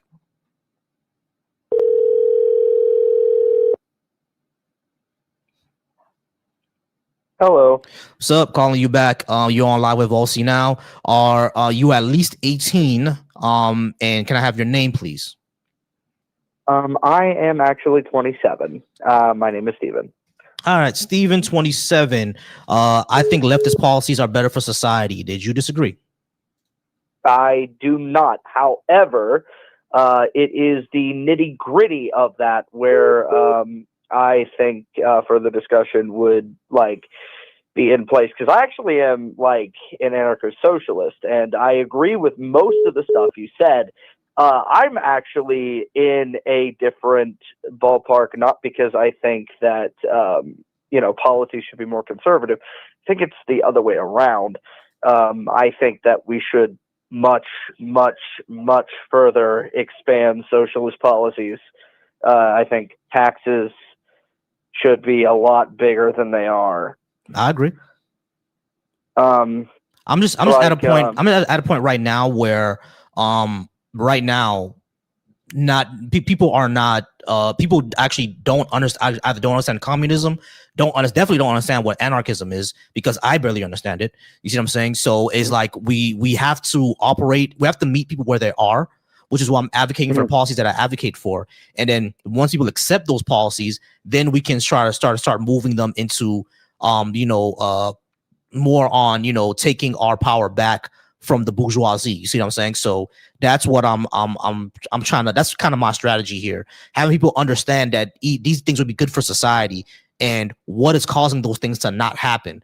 And if we can see what's causing them to not happen, which is of course the billionaires and the way that our society is ran, then we'll be more to change those things. Does that make make sense to you?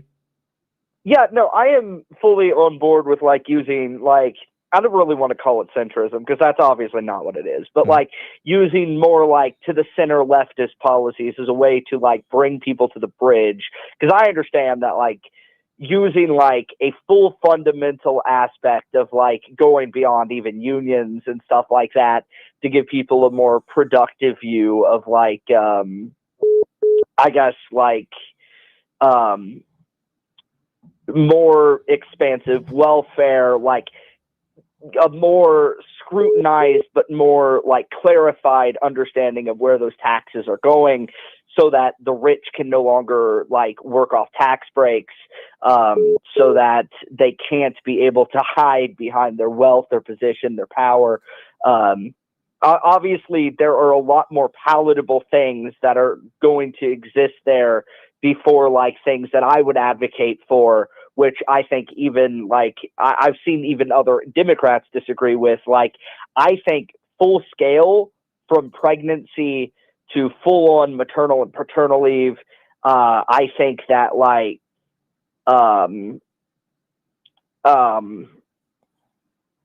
I think that we're not going nearly far enough. And while I do agree that we have to get there on the long crawl, I also, and this is my big thing, I think that while I think we need to slow down from the pace that I would say that people on my side of the bracket would argue, I don't think that we're also from a grander scale going fast enough. Because it is that I guess push for not going too far or pushing the envelope too far that, at least in my opinion, I got you. All right, so we mostly agree though. So I'm going to go ahead and move on to the next caller if you don't mind, if I can go ahead and do that. But I do appreciate you. I think we mostly agree. I agree with you that we're not going far enough. But I appreciate you. Oh, yeah, no, absolutely. All right. By the way, I love your videos. Thank you for having me on. No problem. Thank you. All right, we're going to get to the next caller, y'all. Call from. Why'd he hang up? Why did dude hang up? Oh, man. What's up, bro? You can't be a true socialist without first addressing racial inequality first and racial divisions first, because the power dynamic situation is very much controlled by majority white men because of colonization. So you have to first address those problems before you can actually have true socialism. You know what I mean? Yeah, exactly. Hey, how's it going? 437. You just called in. You're on live with Volcy Thoughts. Can I get your name, age, and did you disagree with what I had on the board? My name's Frank. I'm 38 years old, and listen, I live in Canada. Okay, and listen to this. So the Liberals run Canada. So did you know in 2018 the Liberals passed a law to protect pedophiles? Okay. They only release high-risk offender information. That who is to discuss here what is high risk and what is low risk? I think all of them are high risk, okay? And I'm just going to do a little rant here because you're shoving in the face that policies are so good by the left, okay?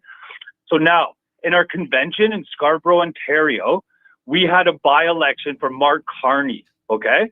And I'm going to tell you something right now. This Yusuf guy was charged in 2010 for sexually assaulting a 13-year-old girl, and he is at this leftist convention in Canada, okay? And he is sitting there, shaking his hand, he's loving him, and this guy, he's literally charged with pedophilia, and he's trying to recruit a 15-year-old girl to do the campaign with him. Okay. So you tell me so hold on, what you're going to do about this policy, Frank, how you're going to defend it. Frank, I need you to slow down. I need you to slow down. Oh, so, no, man. Hold on, Frank, I need you to slow down because obviously you weren't listening to me. So when I said leftist policies, I already said what I'm talking about. Things such as universal health care, things such as universal child care, basically paying for child care, universal education, paying for pre-K, colleges as well up to a certain point. I'm talking about those type of policies, all right? When you talk about people who are PDF files, I don't want to protect those people. Hold on. Let me just finish. Hey, Frank, I'll let you talk, bro. So when it comes to people protecting the PDF files, people on the left, people on the right, all of us don't want that to happen. Now, if there are politicians who are part of any liberal party in any country, in yours is Canada, those people should go to jail. That's not a policy, though. Now, you said that they passed a law in order to protect. Hold on. Let me finish. Now, hold on. You said that they passed a bill, right? All I did was get a quick Google. Did liberals in Canada pass a law that protects pedophiles? Based on available information and recent legislative records, no, the liberal government in Canada has not passed a law that protects pedophiles. Can you tell me? Can you hold on? Hold on. Hold on. Hold on, dude. Frank. I'm not Frank. Frank. Stop. I'm gonna speak over you until you calm down. Don't tell me I'm lying to my viewer. Frank. I put on Google, did liberals in Canada pass a law that protects pedophiles? And the first thing it told me was no. Yes, I'm looking at the 2018 law. It was a no. So when I just did a quick Google. I don't live here. Hold on. I am not bullshitting because I just put it into Google. Now I don't live in Canada, right? So I can't speak on this. So what I was going to ask you is, what exactly is the name of this law and when did it pass, so we can take a look at it? I'm looking it up right now, man. Great. Don't tell me I'm lying to my viewers. I'm just telling you what I did, right? So because I put that into Google and it disagrees with what you're saying, I'm asking, okay, maybe I didn't put the right thing into Google. Let's see what he's talking about. That's what I'm doing here, Frank. You gotta chill, bro. No one here is against you, bro. Chill. 2018. Okay, so all right, hold on. Slow down. I want to be very clear. Slow down for me. Hold on. Frank, slow down for me. Bill C. What? Bill C-75? Yep. Bill C-75, 2018. 2018 by the Department of Justice, right here. All right, cool. So introduced on March 9th, 2018, received by the Royal Assent on June 21st, 2019. Bill C-75 was an omnibus legislation aimed at modernizing Canadian criminal justice system, reducing delays and improving efficiency. Key changes including bail reform, restricting preliminary inquiries, reclassifying offenses, and abolishing preemptory challenges. Now, of course, it's all legalese, right? It's all legalese. So I have to go ahead and take a look at the actual bill. What does it actually say that will protect PDF files? Because if that's the case, hold on. Let me just say this, Frank. Let's say I take your word for it, right? This bill does something that can protect pedophiles. I would disagree with it, but this is not a policy that I'm talking about, right? If the liberals passed it, if the liberals in your country passed it, then those guys were idiots. I'm not going to sit here and say that all leftists are perfect. No one's saying that, bro. But like, when I hold on, Frank, hold on. Listen, the policies that I'm talking about, the ones that I brought up first, that's what I'm talking about. No one here is talking about protecting PDF files, bro. So I'm not sure. Hold on. Wait, hold on. Frank, chill. Listen, why do you want me to defend this bill? I don't agree with it. Why would you want me to defend it? Oh, buddy, you don't understand. Like, you should see the information on this bill. It is literally list high risk only, so that adults that have those charges can still work with children, man. Right. So Frank, I get you, right? What I'm saying is that this is not something that I'm arguing for. I'm not arguing for a bill that will protect people who are high risk PDF files. I'm not arguing for that. That wouldn't even be a leftist policy, in my opinion. So I'm not sure why you're calling me to try to defend something that happened in a country that I don't even live in. Listen, do you know Volcy, why? Volcy, Do you know leftist why I policy called is in? not liberal Because policy, you guys bro. sit here and you say Hold you on, want Frank, all these nice things, right? You guys want all these nice things. Frank, I need you to But chill. this is Hold in on, the Frank. shadows that Hold you on, guys are Frank. overlooking. Hold on, Frank. Listen to what I'm saying to you. Number one, the policies that I support are things such as universal health care, like kind of like what you have in your country. Single payer universal health care, walkable cities. That's going And to hold on, crash. wait, hold on, Frank. Let me just finish this. This is my position. The leftist policies that I think would be good for our country in America: single payer health care, okay, walkable cities, investment into infrastructure, investment into infrastructure and renewable energy, investment into childcare, investment into our education system. These are things that I think, or parental leave, looking at after our environment. These things I think would be better for our society here in the United States. If the liberals in Canada, hold on, Frank, wait for me. If the liberals in Canada passed a bill that the language in it can protect PDF files, of course I'll disagree with it. But I don't live in Canada. Why do you expect me to defend something that they did up there? So listen, reclassification of offenses. The bill. Frank, I'm going to say it again. Frank, I'm going to say it again. Frank, I'm going to say it again. Frank, I'm going to say it again. If the liberals in Canada passed a bill that has language in it that creates a loophole for PDF files to get away with their crimes, of course I would disagree with it. But I don't view that as a leftist policy, number one.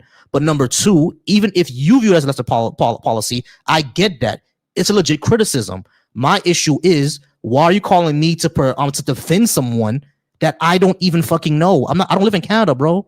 Why would I defend that? Yeah, but listen, man, your Democrats are the exact same way as Canada. You guys aren't seeing the big picture. What bill did the Democrats pass that protects PDF files? Dude, this whole Epstein thing that you guys talk about every single day and blame Trump, Biden had that for 4 years, man, and didn't release one thing that's relevant. Yeah, because the Democrats and are now fucking. We're finding out Because the Democrats are also the degenerate fucktards. I don't give a fuck about the Democrats. So this is what I don't get. Is so the Democrats aren't even left, Frank. So angry that people are following politics so hard. Frank, the Democrats in America are not even leftist. They're still capitalists, bro. What are we talking about here? Yo, what we're talking about is starting a fucking revolution against our governments, man. We should 100%. We should start a revolution against all the oligarchs and the billionaires. That's what the leftists want. So you agree with me? You're a leftist too. I agree with you, but you just got to be very careful with like promoting this leftist ideology, man. My friend, overtook Canada. It destroyed our country. My friend. Number one, Canada still exists. Number two, the people in Canada are similar to America, where you have an oligarchy problem. So if they passed a bill in Canada that protects the PDF files, I'm pretty sure it was your oligarchs who made sure that passed. The same thing they do over here in America. Exactly. All right. So that's not leftism. Leftists are against the oligarchy. What are we talking about here, Frank? Man. They call themselves the liberal leftists and shit, so you gotta be careful. Yeah, they call themselves. We know that. We know they call themselves the liberals. So you might want to come up with a new word, man, because when I saw the leftist policies are the best, I was like, there is no way, man, I'm gonna like sit back, swipe through this, and not have something to say, because they push this ideology of we're gonna take care of everyone, blah blah blah blah blah blah. But then they sneak in little bills like this, man. And they didn't do it. Exactly, they didn't do it. So the liberals in Canada, I can't speak on Canada. I don't know what the liberals are. But when it comes to Democrats in America, it would be the Liberal Party. But we see that they're not. They always acquiesce to the corporations. We know that we know they're not liberal. We know that. It might be the same thing in Canada. No, and I agree with all your things. Like, we should be worrying about the kids and the environment and all that. I get that, man. We should be. It's disgusting. Like, you should see in the news here, like even the news, and it's liberal run, right? They sit here and they release maybe like 2 or 3 articles a day on what's really happening to these kids. Okay. But like, that's 1 or 2 a day that ends up on the news of kids being trafficked, women being trafficked. And it all ends up being the same names, man. Like, at the end of every trafficker that I'm seeing, it's always Singh. And I'm like, what the hell is going on here, man? Like, We sit here as a society and we say, oh, we want to protect the kids, we want this and this, and that's all the liberals spill out. Yeah. How's this bill? How Right, is so the human trafficking on the rise? I got you. Yeah, How is that protecting the kids, man? It's not, and the liberals are part of bourgeoisie. So all right, Frank. So I'm gonna go ahead and let you go since we got to a consensus. But I appreciate you coming up, and I'll look more into that bill. Appreciate you. All right, Ash. How's it going, Ash? Are you at least 18? And did you disagree with what I had on the board? I'm 25. Yes. All right. Canada isn't Marxist. They're still a capitalist society. How could they be Marxist? Okay, so first, what's your definition of Marxist? Not capitalist. No, like when I say the definition, like what does it mean? Like what's the Marxist system or ideology? Marxism is, well, literally what I said, an anti-capitalist framework, a framework that critiques and criticizes capitalism and its effects. And what That's is basically the definition. What's your definition of capitalism? Capitalism is an economic system of private ownership of the mean production and allocation of resources. So in Canada, they still have. Hold on, wait. In Canada, they still have. In Canada, they still have an economic system of private ownership of the means of production and allocation of resources. So how is that Marxist? What about free markets and voluntary exchange? They have that in Canada. No, they don't. So Ash, are you saying that business in Canada, there's no market in Canada where business can freely exchange with each other? That doesn't happen. There's significant regulatory capture in Canada. There's no free markets in Canada. What? So you're saying that America's not free market either? No, it's not. It's very far from free markets. So there's no free market then? No. Okay. So hold on. Listen. Regulation does not mean that there's no free market, because my parents are from a country where there's a complete free market and it's shit. What country is you? Haiti. What country? Haiti is not a free market.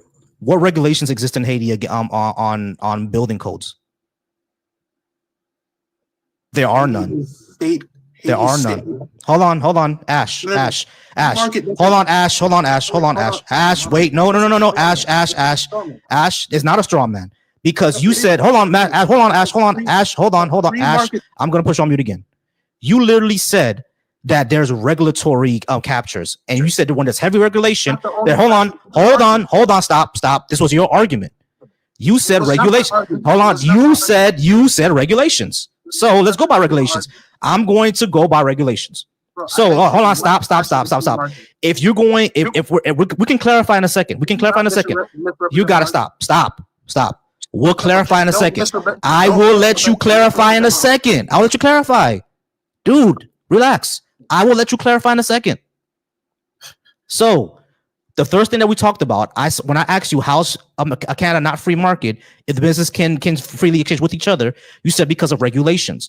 I said that that still doesn't make sense to me, because you can still have capitalism and free markets with regulations. You can still have that. You're going to need regulations. You're going to need regulations. You are going to need regulations. Otherwise, companies are going to do whatever the fuck they want for profit, and we've seen that leads to bad results. So I'm going to let you speak. You need to chill first. Right. There is no, according to your own argument, if regulations mean no free market, cool. If you look at Haiti, which doesn't have regulations on things, or at least they're not enforced, that would be a free market, and we see the results of that. So obviously, there's going to need to be regulations. So so my question would be: is having a regulation mean that there is no free market? Is that what you mean? No, regulation is one facet of a violation of a free market. That's what I was trying to explain. Okay, so when I said regulation, I was only beginning to list off the explicit violations of free markets, because regulation is a state capture of a specific part of the market in efforts to block off competition or cut off competition for a specific firm or whatever firm is. That's incorrect.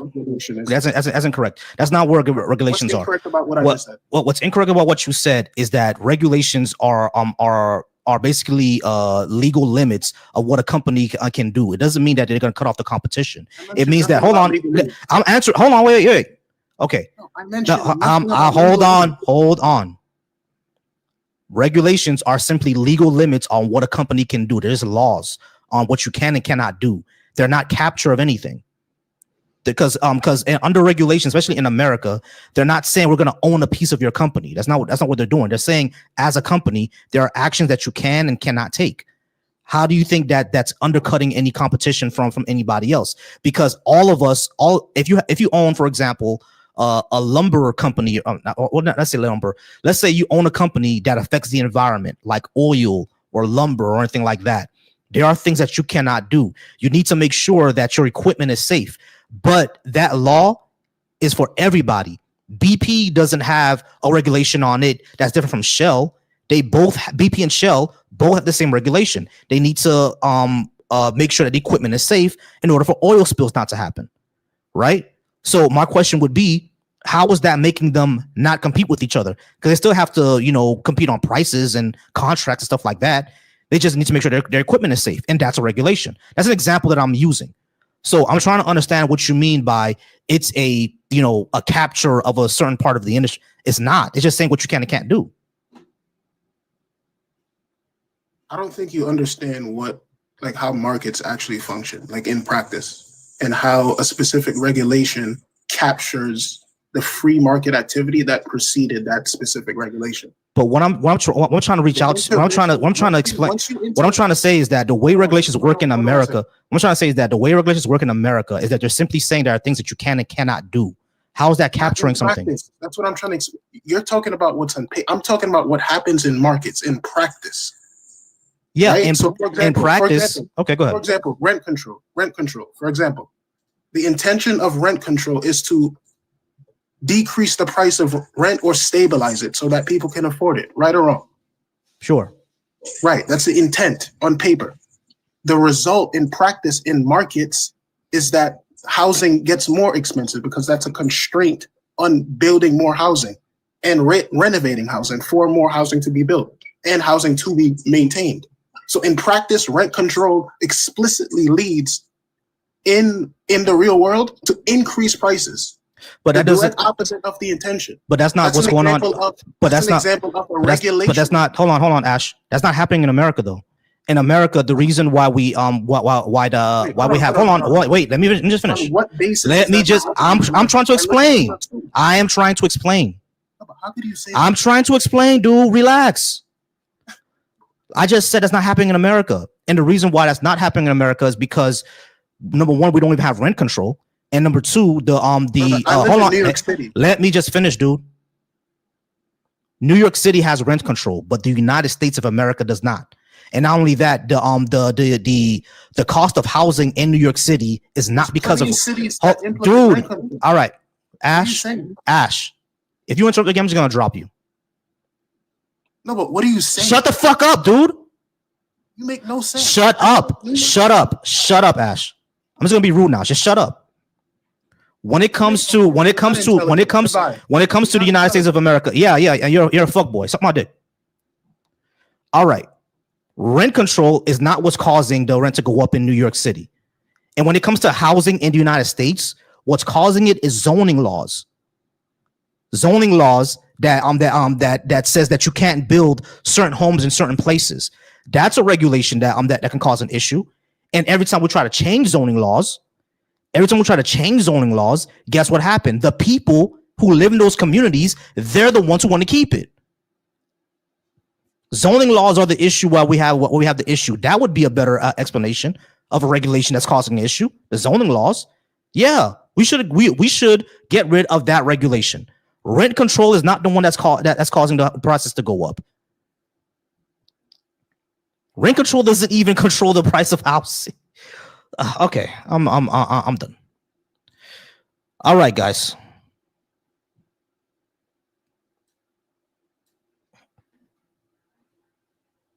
Boy, they fight tooth and nail for that capitalism, don't they, bro? Tooth and fucking nail, bro.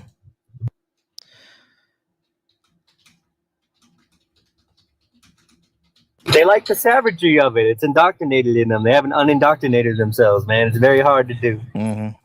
My goodness. Oh, man. Okay. So let's see what's the reason for rents going up in New York City. And it's exactly what I said. Antiquated zoning laws. Not rent control. Zoning laws. Exactly what I said. It's the zoning laws, y'all. And not only that, New York City is a high demand place for real estate.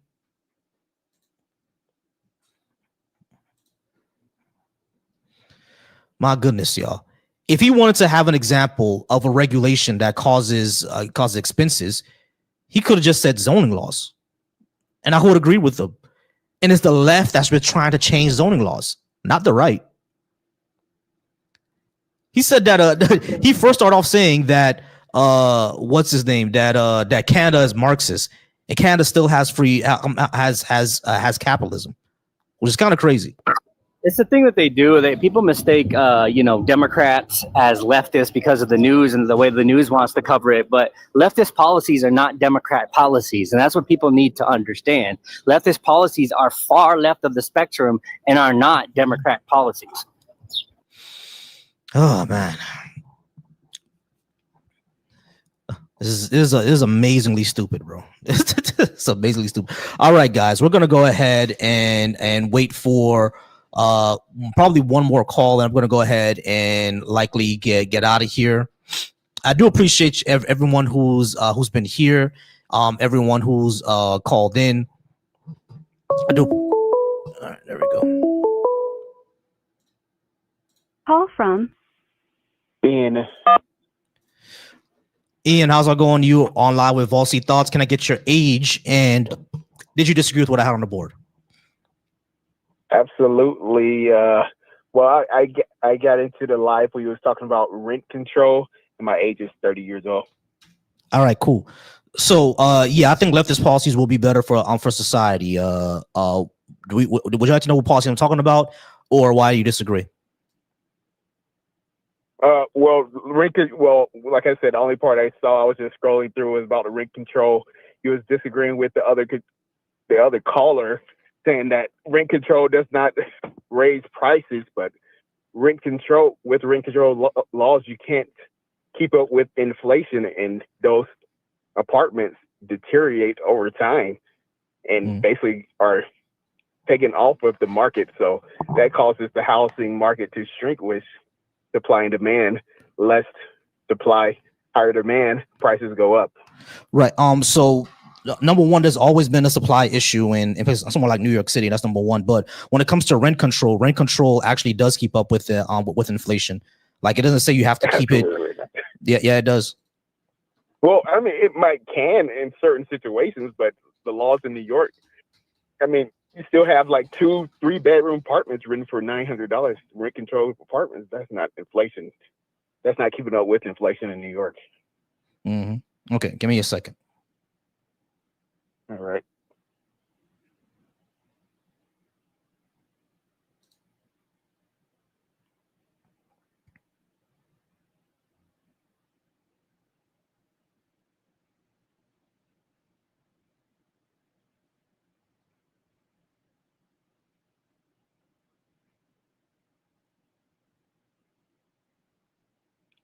Okay. And I'll get that to you. In New York, it typically does not keep up with inflation. So possibly that should change, right? We should change that for rent control to keep up with inflation. I could agree with that. Yes, I'll agree with that. And like another point I heard you say before I called in, basically you're saying like the regulations with zoning laws, that also brings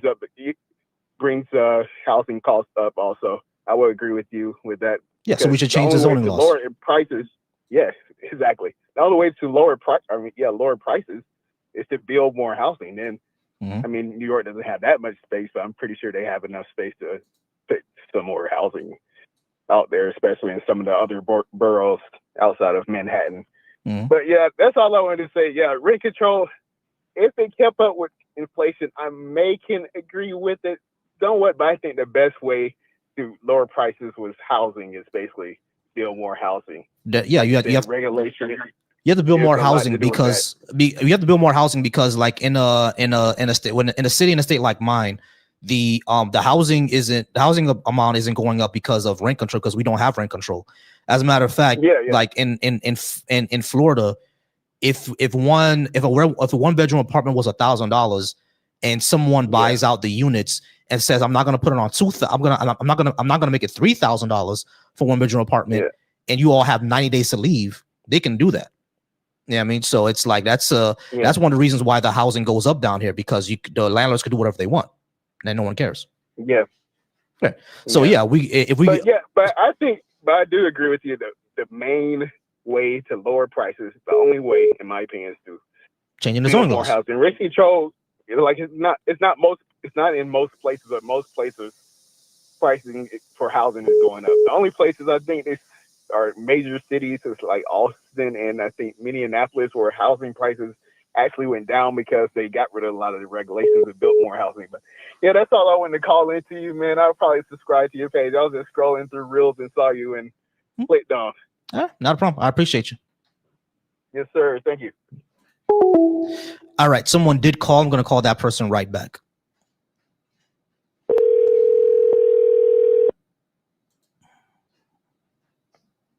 Hello? Hey, you just called in? Yeah, I was watching you online, man. So can I get your name and age, please?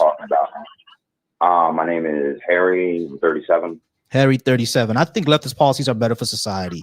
Would you happen to disagree? I definitely disagree. I mean, some of them are good, right? I can't say that all leftist policies are bad, but there's some that are really troubling, man. Like I used to vote Democrat like all my life, man. Which policies are troubling? Yeah, I mean, that this whole transgender thing, I don't like that shit coming around kids. I don't. As soon as you start talking about kids, you really lose me there. Let me ask you a question. Do transgender people exist? Yes, they exist. So if you tell a child that this type of person exists and you should respect them as a human being, why is that a bad thing? Okay. For the same reason why if you see a kid that's violent with other kids, you don't get mad at the kid. After a while, you start doing what? Looking at the parents. Why? Because kids are what you show them. It becomes a possibility for them. And they start to do that shit. That doesn't really answer my. I've never seen, wait, hold on. Yep. That doesn't really it's not really analogous, right? Because trans people are not being violent towards anybody. They're a person who's just incongruent with their sex. Their gender doesn't align with their sex, and that's all. So they're not being violent with anybody. They're not harming anyone else. They're just a type of person that exists in society. And if we tell kids to, hey, this other person that exists in society, respect them as a human, you're saying that's still a bad thing because other kids can be violent. That sounds kind of silly. No. But what's happening is, all right, dude, man, listen. All right, I'm gonna clear this up right now. Anything that you're hearing about teachers telling 5-year-old boys that they can chop off their pee-pee and become a girl, that's not happening. It's propaganda. That's not happening. They're not doing that. Okay. It's all a lie. Okay. All right. I'm just being honest. We're not going to agree on that. I know we're not going to agree on that. I know you're not going to agree on that, right? But the issue is that it's a fact of reality. That's not happening. Adults are not telling little boys to chop off their pee-pee and become a girl. That's not happening. So let me ask you something. And this is real talk for like anybody listening to you, man.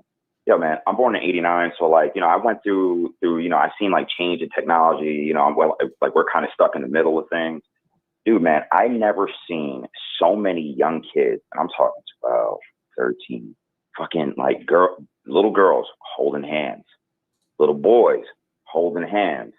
Why is this a thing? It's not like there weren't gay people when I went to school.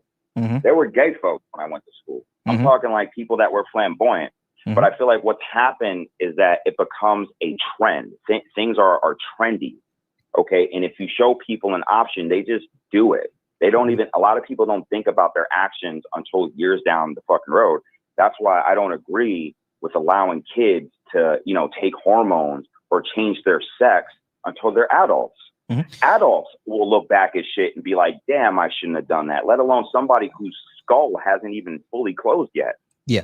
All right. So here's a couple of things, right? Yeah. When things become more like when things become more normalized in society, more acceptable, you're also of course going to see more of it. I was born in '87. So yeah, there were gay kids in my middle school, there were gay kids in my high school, but just like how you're saying that they weren't holding hands or whatever. Nowadays, it's not really such a big deal. So yeah, you're gonna see more gay couples because it's not a big deal from when we were growing up. So that's number one. Well, but the second thing, hold on, the second thing that I would say is that when it comes to the entire hormone thing, right?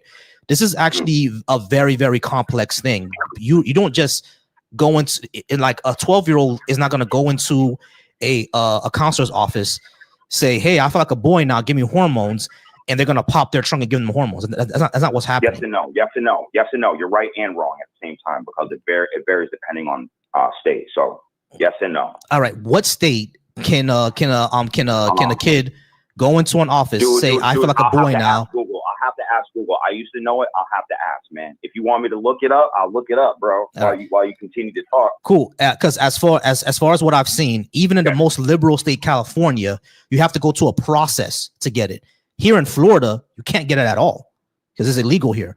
In California, you got to go through a process to get it. That's the most liberal state in the country. So where is this the case? Actually, yeah. You want to know what? I think I had heard, to be straight up, I think it was California that had changed the law to allow children to do this shit without the consent of their parents. I'm looking it up right now. No, that is a thing that does happen, right? Like they can do it without their parents if it's shown that the parents are not supportive or abusive. But dude, all right. So for a leftist, right? This is the way I would look at it, right? And I'm not a leftist, but if a parent doesn't agree with the child, then that could be considered abusive because they don't feel like they belong in this body.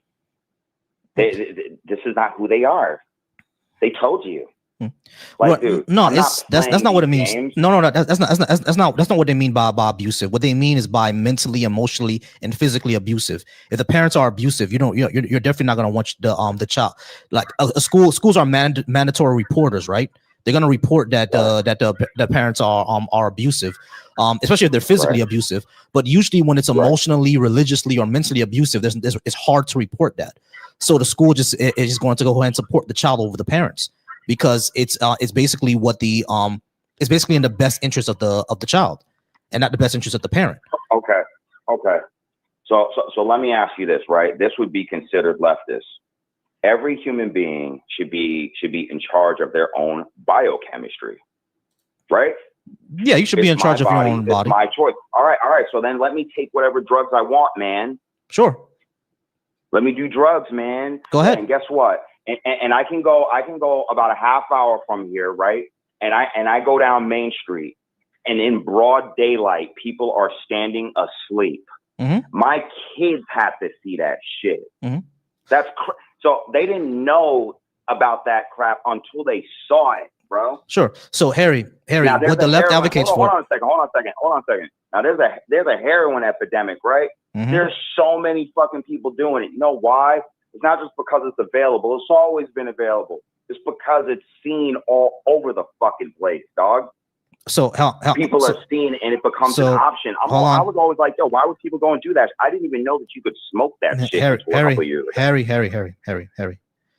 What does the left advocate for when it actually comes to drugs? Do we think do you think that we should just lay drugs everywhere? No. Hold on. Let me ask you a question. Do you think that we should do you think that we're advocating to give drugs out everywhere, or we advocate for decriminalization? No. Hold on, wait, let me finish, bro. Do we advocate to just let drugs be around everywhere, or do we advocate to decriminalize addiction and get them help? Which one is it? Tom, you guys advocate to decriminalize it and get them help. Exactly. So the issue that you're seeing in around where you live, where people are standing around with heroin, you live in an area where number one, it may or may not be decriminalized, but there's no advocacy for their help. That's what's missing.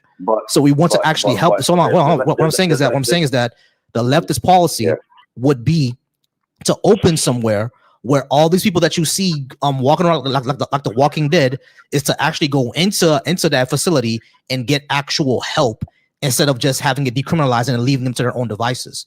Because that's what Democrats do. Democrats just decriminalize it, leave you to your own devices. That's what they do. In a perfect world, bro, well, which would kind of be perfect, but not, I would agree with you. But part of the issue is this, man. When we get into some of these policies, dude, there's a lot of money that's involved and not a lot of progress. Yeah, of course, There's a because lot of money that goes into this shit and nothing happens. In fact, shit gets worse. And now why does that always happen, dude? Why does California have so much fucking homeless people, dude? So much money gets poured into it, but what? Come on, dude. Yeah, people put in their that's a leftist. So hold on. Frank, that's not leftist, bro. That's just people stealing money. Are you saying that that because I'm a leftist, I'm a thief? That sounds kind of crazy, right? No. All right, cool. So right. That's what I'm saying. Right, that's what I'm saying. So of course, saying that, I apologize. What I'm saying is this. Yeah, but what I'm saying is that your heart is in the right place. Frank, what I'm saying, Harry, what I'm saying is this. What I'm saying is this, Harry. What I'm saying is that yes, we understand that politicians and consultants and everything like that, they go ahead and line their pockets, right? We all get that. We all understand that. We all know that need to stop. But what we advocate for is if someone is actually a humanist, someone is actually a leftist, to get people actual help. And what we see is people line their pockets. Sure, that is a problem and that is a concern. How do you stop politicians from lining their pockets? That's a discussion that we need to have. But the policy in of itself, will that be helping people out? If the answer is yes, let's try to do that and try to get rid of the fucktards that's stealing the money. I mean, dude, the whole thing is this. We run under a capitalist system. Okay, the world runs off of capitalism. That is good and bad, all at the same time. It's smart and dumb. Okay, the world should not run off of money. The world should run off of resources. And we should just be getting things done. But that's not what we're in. Okay, we're in a capitalist society and we have to play by the game or suffer by the wayside. It's plain and simple. Yeah, no, I get that. I feel like certain and this goes out of what you were saying earlier. I feel like, certain regulations are good, okay, but at the same time you have to allow, freedom for people to do shit. No, I don't disagree with that. You got to allow for certain freedom for people to do things, right? And as long as we live under the system of capitalism, we have to survive under it. The policies that I advocate for will make it better to survive under it until we can move on to another system, which I think we should be doing. Because right now, what we're seeing is late stage capitalism where we can't afford shit, but people keep getting rich. Well, yes, but there's reasons behind why that's happening. I feel like what we're doing now, just doing these new policies and these interventions and shit, people don't understand how this is going to benefit our country because they don't understand how our country gained power to begin with. They don't understand how the United States became a place where people want to come over here for centuries. Okay. Yeah, slavery. No. Well, yes and no. All right. So let me just get this off for the rest of your viewers. I'm black. Okay. My mother is an immigrant from Jamaica. Okay. So just so you guys know where I am and how I'm thinking about this shit. My wife's Jamaican. Listen, man. Who? My wife is Jamaican and my parents are from Haiti. Dude, I knew something I was up when I seen your complexion and shit, bro. I just wasn't sure. I was like, that dude looked like family. But yeah, we family. But yo, dude, listen, man. What's going on right now? And this is for the rest of your viewers. I haven't said this to like anybody, but what's going on right now in this country? Okay, why certain things don't make sense is because Trump is lying to everybody. I'll be straight up. Trump is lying to folks about what he's doing. What he's building is something called the Technate of America. Okay. And there was maps produced for this shit in 1911. Okay. By no other than the grandfather of Elon Musk. Part of the reason why Elon Musk was invited into the government. Okay, what the technate of America is going to do is it's going to control everything from Greenland all the way down to Venezuela. That's gonna be one thing. And what we're trying to do is, because the U.S. dollar is going to collapse, okay, and the Saudis weren't going to renew our petrodollar, so we were going to be living like the fucking Philippines overnight. The same way that China, because China used to be the world superpower, and they fucking fell overnight. Okay, that's what was going to happen to us. I don't want that for my kids, dog. Yeah, I don't want that for my kids, right? So I want us to stay on top. I don't give a F what we have to do, bro. Keep us up there, because when powers start to match in capability, they fight. That's what the Cold War was. That's what a lot of wars. A lot of people died. Yeah, exactly. No, I don't want that either, right? I would rather us move to a type of global society where we're all working together, just like how you said. Technate, if y'all are listening, Technate of America. Yeah, it's TEC NATE of America. Of America, yeah. All right, look that shit up. They're trying to create a technocracy, and I don't think they should, because that's gonna be that'll be the worst thing for the planet. Yeah. So when I agree with you, that when governments when powers start to decline, they fight each other, right? I believe that we should move past that as humanity. We need to start moving past I'm over you, you're over me, et cetera, et cetera. We need to start moving as we're human beings, and we want to survive together on this planet. That's what we should be going towards. And I don't want it either, but I think it'll be a mistake for us to keep on going down the route that we're going, because it's going to lead to a fight anyway. All powers decline. All powers decline. So America will be one of them. Let me ask you this: how did the like? I always thought about this. Like, what if the Native Americans would have just killed those friggin' people that came over, right? And they just led their society like how they did. Because I haven't recalled anything about them leading their society with money and currency. They kind of just did things based upon what they had nearby. Yeah, right? Same thing with Africans. Imagine, right, and the thing is, their society was even more populated than Europe. Okay, so they built a prosperous civilization over there. Now, the thing is, I always wondered, why don't people just do that? Why do we always have to use capitalism, right? The technocracy is that. It's that. Okay, I don't think it would be, bro. Because if you look at Dark Enlightenment, if you look at what these people want to do, it's extremely frightening, especially when it comes to people like us. Because remember Elon Musk, he's the son of apartheid. You know what I mean? And the person who wrote Dark Enlightenment, Curtis. Yes and no, bro. Yes, remember, his father is an American. Right, but that's what people don't realize. His father, Elon Musk's grandfather was actually Canadian, and they moved to South Africa specifically because of apartheid. They moved there because they wanted to be raised within apartheid. Elon Musk grew up within apartheid. Yes and no, because they moved. The reason they moved was because after World War II, the technocracy wasn't popular anymore, so they went to Canada, and then Canada outlawed what the fuck they were saying. And yeah, exactly. So then they went to South Africa, and it went to South Africa. And the people who were pushing up technocracy in South Africa were the apartheid people. Okay. Yeah, so Elon grew up as he's basically the son of apartheid, and if you read what Curtis Yarvin wrote, he actually wrote that this needs to be basically like a monarchy again and re-enslave people. And who do you think they're going to be re-enslaving? Like Curtis Yarvin really wrote that they're going to re-enslave people. Okay, but who's the monarchy? The monarch is the CEO, basically. It's gonna be the president as a CEO of the country. No. So what the technocracy is the technocracy is led by a group. Okay, it's led by engineers and scientists.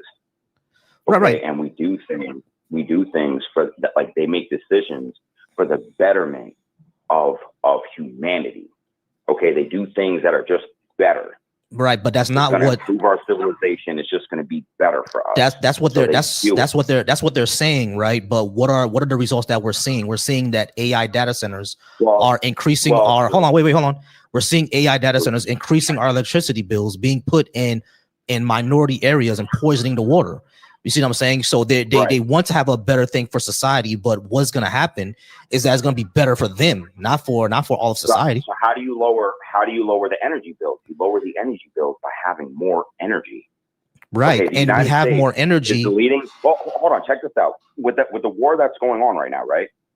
What people aren't talking about, which you're not going to hear on CNN, MSNBC, all those fucking motherfuckers, excuse my language, they're not going to tell you that all of those tankers that were sitting there, hundreds of tankers that didn't have nothing to do, they're all coming here, dog.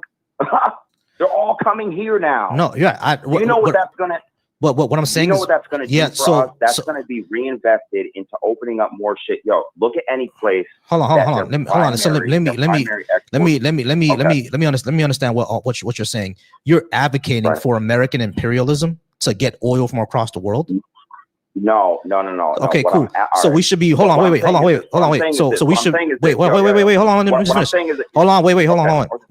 Okay. So I'm sorry. We should all be the way to lower energy bills is to get more energy. We all understand that, right? But how is the way they're going about it? They're trying to do regime change in Venezuela and Iran and hooking everybody to the petrodollar. But not everybody wants to be on the petrodollar anymore. That's where I disagree. Right. So we don't need to do regime change. All we need to do is invest more into things like geothermal energy and stuff like that. We're not doing regime change in Iran. So let me tell you something. He literally says he's going to change the regime in Iran. He literally said that. Bro, listen to me. We started the war in Iran, okay, because we wanted the Middle East to get fucked up. That's why we did it. That's regime change. We want the middle, dude. No. We don't give a fuck about regime change. We want to light that shit on fire so oil cannot come out of there, so that they have to come here. Okay, because that's a volatile region. You don't. That makes no sense at all, dude. Harry, that's nonsense. Harry, that's nonsense. Harry, most of the oil of the world is in the Middle East. So it makes no sense to bomb them to hell in order for the oil to not come from there anymore. That would be not possible. The entire world would be against that. You don't have to bomb them to hell. You just have to make it volatile. It's already volatile. Hold on. So hold on. Wait. Hold on. Harry. Let me try to understand what you're trying to. Do you understand what you're saying here? You're saying that we're fucking up an entire region of the planet, which will possibly starve millions of. Hold on. You said that we want to light that bitch up in order for oil not to flow out of there anymore. And the main way that this part of the world feeds its people is through oil extracts. So what you're saying is that us doing this literally is going to cause millions of people to die just for us to have oil. That's insane. No. Listen. What we're doing is we don't want millions of people to die. What we want to do is, all right, the reason why these oil tankers are able to go and pick up oil is because they're insured.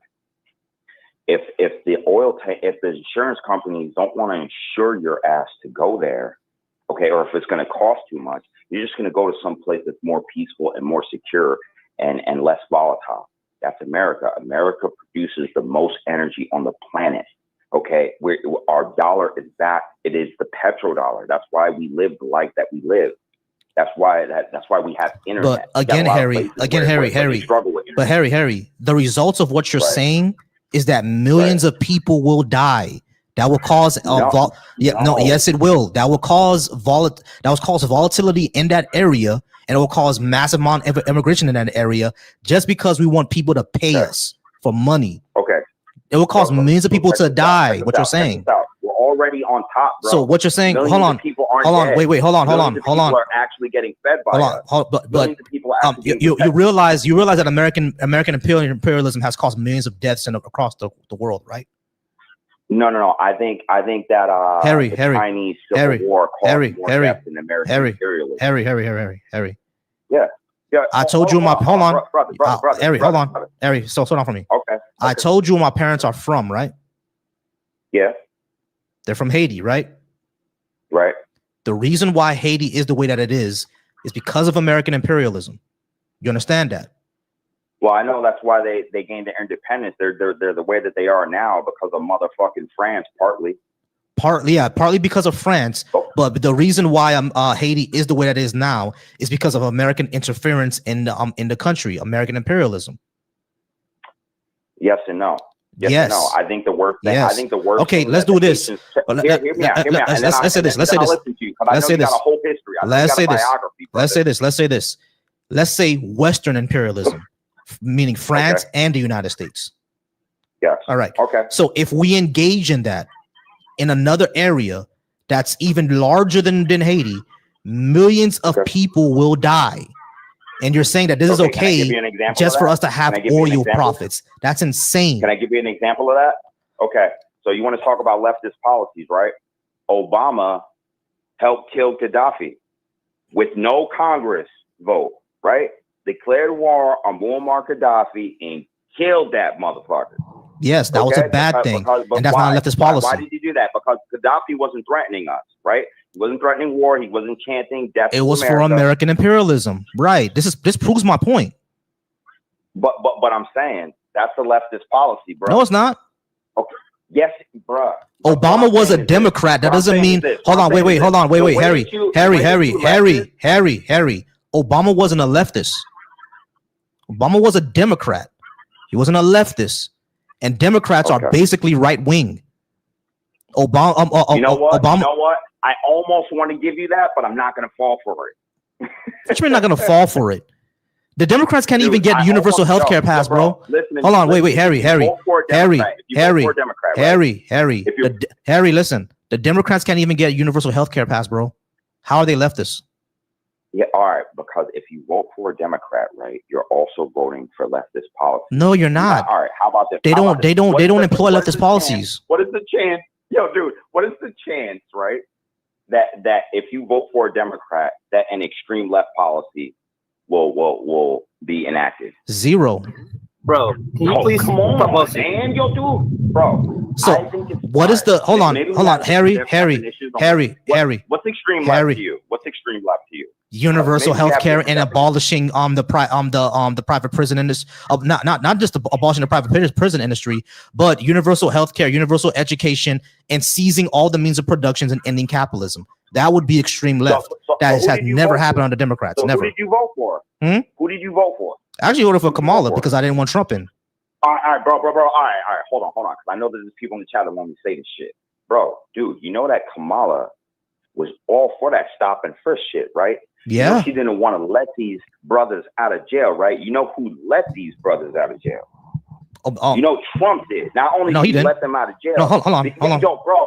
So when it comes to hold on, wait. Yes and no. You're lying. Hold on, wait, Harry, wait. Listen. One good thing that Trump did pass was a Second Chance Act. I agree with him on that. That should have happened. Yeah, but I right? hate black people. Hold on, bro. You gotta slow down, bro. He does hate black people. He just portrayed the Obamas as apes, which is racist, and we know it is. I saw that video. Yeah, it's racist. And then hold on, wait, Harry, stop. Okay. Displaying black people as apes is racist. I don't care if anyone else is displayed as a monkey. Displaying black people specifically as apes and monkeys is racist, period. And he knew it was because he's the one who took it down. So he knew it was racist. Trump is a racist. Most Republicans are racist. Most Democrats are racist. So when it comes to hold on. So when it comes to when it comes to Kamala, right? It was really just about harm reduction because I thought that Trump, I was right about that. Trump would cause more harm than she would. But Kamala's black. But she's black.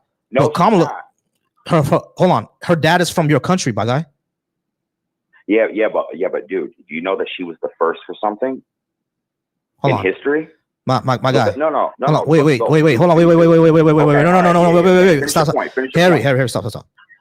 Kamala's black. Her dad is Jamaican, bro. He's from your country, literally. And so was her mom. Right. She was a Jamaican Indian. Right. So like, Right. so I agree. she's black and Indian. All right, cool. I agree. All right, cool. So when it comes to Kamala, she even said that she's a She even said that she's a capitalist. You know what I'm saying? And so did Obama. They all said that they're capitalist. So a far left policy from either of them wouldn't have happened. We only voted for them to reduce harm, really. Well, I was young when I voted for Obama. I didn't vote for him the second time. I only voted for him the first time. But when it comes to Democrats, right? When you ask, can we get a far left policy with a Democrat in? No. Unless that Democrat is from the DSA, like Mamdani. But are we going to get a leftist policy from the regular corporate Democrats? No. They can't even get universal health care passed, bro. Let me ask you, are you believe that there were any other candidates that were better than Kamala to beat Trump? Bernie, but well, he wasn't a candidate. Better than Kamala to beat Trump. If Bernie ran, I think he would have beat him. Tim Walz might have beaten him, but I don't know much about Tim Walz, to tell you the truth. He might have, though, because he's just another white guy. So Tim Walz, maybe. Let's see. If Mamdani could ever run to be president, then he would beat Trump, definitely. Let's see who else.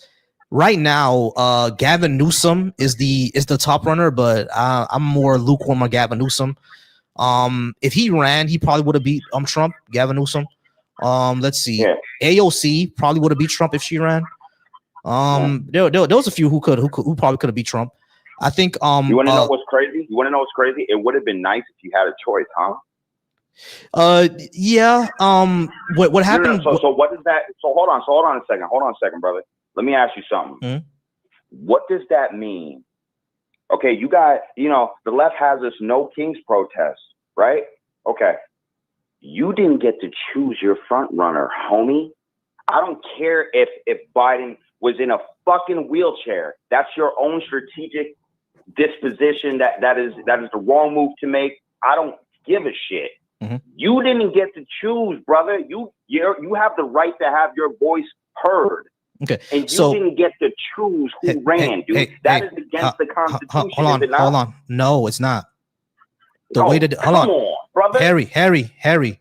Where in the Constitution does it dictate how a party operates? Where does it say that in the Constitution? Bro, you know that's crazy. Hold on, wait. Harry. Listen to my question.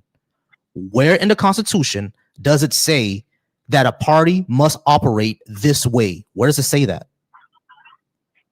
Okay. It doesn't say that anywhere. Okay, so it's not unconstitutional. The second thing, hold on, wait, hold on. I'm explaining. The second thing is that according to the DNC charter, if the front runner is the incumbent president and he drops out, his vice president automatically gets the nomination. That's how the DNC operates. Bro, and that's why y'all lost. Bro, hold on. Do you understand exactly what I said here? Nothing I said, nothing the DNC did was illegal. Lawful. It's lawful. What you're saying is that it was lawful.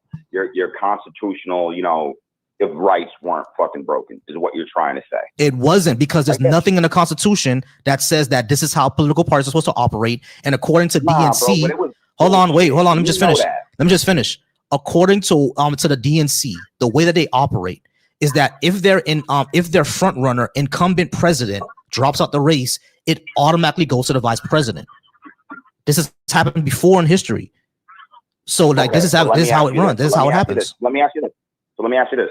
What if let's say if Trump succeeds in Iran, right? This is his last term, technically, right? But then let's say if Rubio or Vance becomes president, and then some shit happened, they're like, oh, I can't do it anymore. And Trump is vice president. Then what happens? But you motherfuckers gonna be crying and screaming. Right. He won't be able, hold on. Listen. Kamala was running for president. She wasn't the actual president. That's number one. But number two, Trump wouldn't be able to become president because he was already president twice. So even if they tell him to become VP, it would automatically skip over to him and go to the Speaker of the House. Dude, in 20 years, you're going to be thankful that Trump became president. No, I'm not. The guy sucks. Yes, you will. Nah, bro. You're gonna be thankful because he's saving the fucking petrodollar. You're not gonna be thankful today. Fuck the petrodollar. The petrodollar should die. The petrodollar is exactly the reason why we have a shitty world, bro. You said a lot. Hold on a second. And I'm being respectful as I can. This is your show, dude. The thing that Americans don't understand is this, yo. We barely remember what happened this morning by the end of the day. Okay, we want instant gratification. Okay, these people that make money, that have billions, they don't want instant gratification. They do it over time. Okay, what Trump is doing is something that is going to set us up for the long haul, whether you like it or not. You can complain, you can bitch and moan about it, okay, but in 20 years, you're going to be thankful as fuck, because guess what? A Democrat, I could get in after him, right? And he already set things up. So it's fine. You can have your social policies. You can do whatever the fuck you want. And so you know what's going to support those social policies? So it's going to be the fact that we're making so much money. Yo, look at Canada. Harry. Canada, brother. Harry, I need you to relax. Listen, you realize that we can do the social policies now, and the reason why we're not is because we're spending money everywhere else, and we're not taxing the billionaires enough. We can do it now if we want to. For example, the policies that I want. Hold on. One of the policies that I want is to get rid of homelessness, guaranteed housing. It will cost $30 billion. Hold on. It will cost $30 billion a year to do that. And we are not allocating taxes to it. And we can. Agree. Right. Agreed. So we can do the policies that I want. We can do it now. So saying that in 20 years, he saved the petrodollar so that we can do the social policies is kind of crazy when we can already do it. And secondly, the petrodollar is what's causing all of the world problems right now. We should get off of it. Yeah, well, all right. So I'll tell you this. That there are problems that it does cause. But what I'm saying is this: if you give it up, what does that? All right. The way that I look at it is this: you have two cups, right? And one is full, and one is fucking, I don't know, 10% full. What you're literally going to be doing is you're going to be pouring some of your cup into the other cup, and what that water represents is your quality of life. Are you willing to do that? Are you willing to give up your quality of life, brother? Well, no, I don't think our quality of life will decrease if we're not on the petrodollar. We're still the most powerful country on the planet. All right. But how do we have that? That's what I'm trying to say. We have that because of our. We have that. Of course, we have that because of our military apparatus and et cetera, et cetera. What I'm saying is that it's not just our military. Right, I got you. It's not the only. I got you. If we move off the petrodollar, will some things in America become a little bit more difficult? Yeah, you know what I'm saying? But we can get through that. No, number one, I don't think that if we're off the petrodollar, all of a sudden the United States of America will decline to become a third world country. That's not going to happen. Bro, we're going to die. We're going to die. Let me tell you how. Let me tell you how. Let me just tell you. All right, Harry, we've been on for 30 minutes, man. I got to move on, bro. We've been on for 30 minutes. I'm sorry. All right. I'm just going to give this food for thought, and then I'm going to fucking get off. Sure. All right.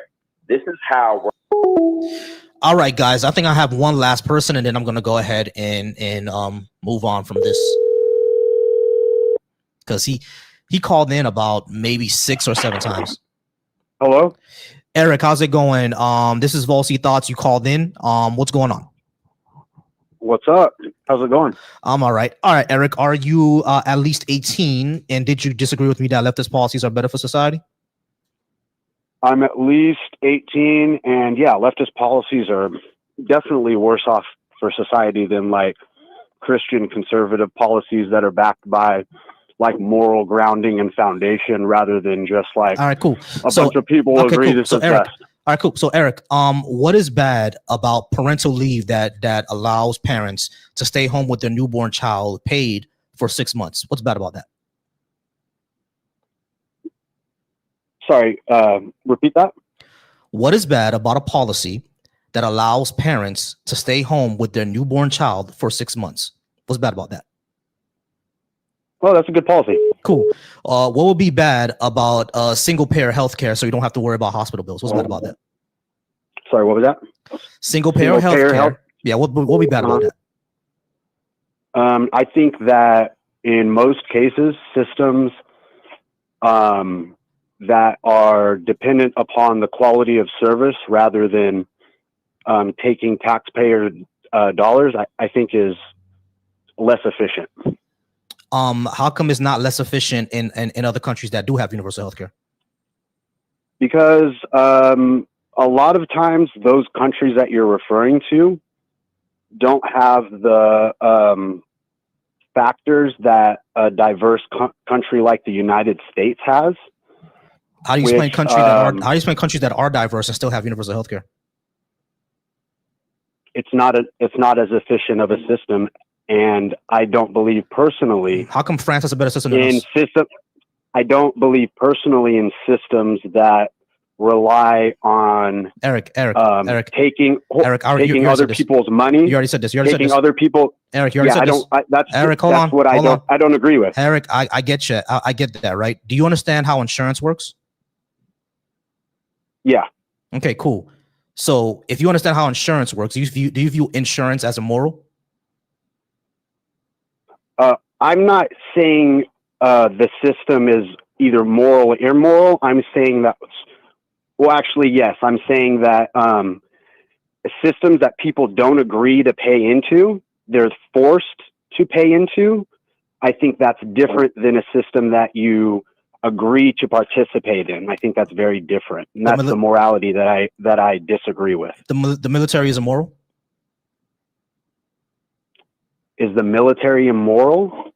I mean, it can do immoral things, yeah, but no. I don't think the military. According to the paradigm, well, Eric, the problem is, according to the paradigm that you just gave, the military is immoral because I don't agree with paying the military. So right now, there are plenty of people in America that pay taxes that don't agree with us even having a military.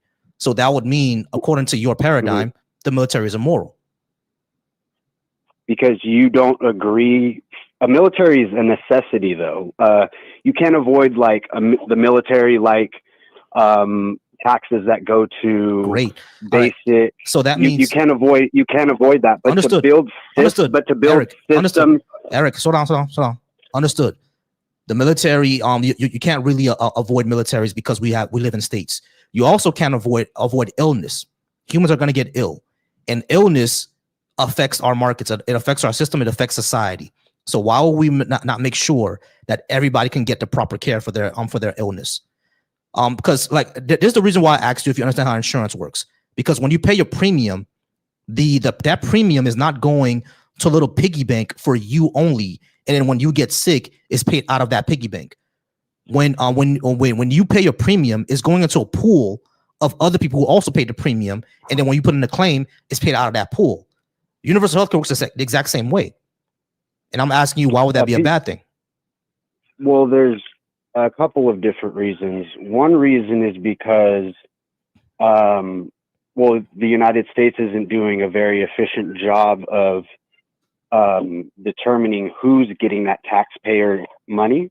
So I personally don't trust liberal systems to support America and the American people. So that's one issue with just giving our money to the government and relying on them to provide an efficient system like healthcare.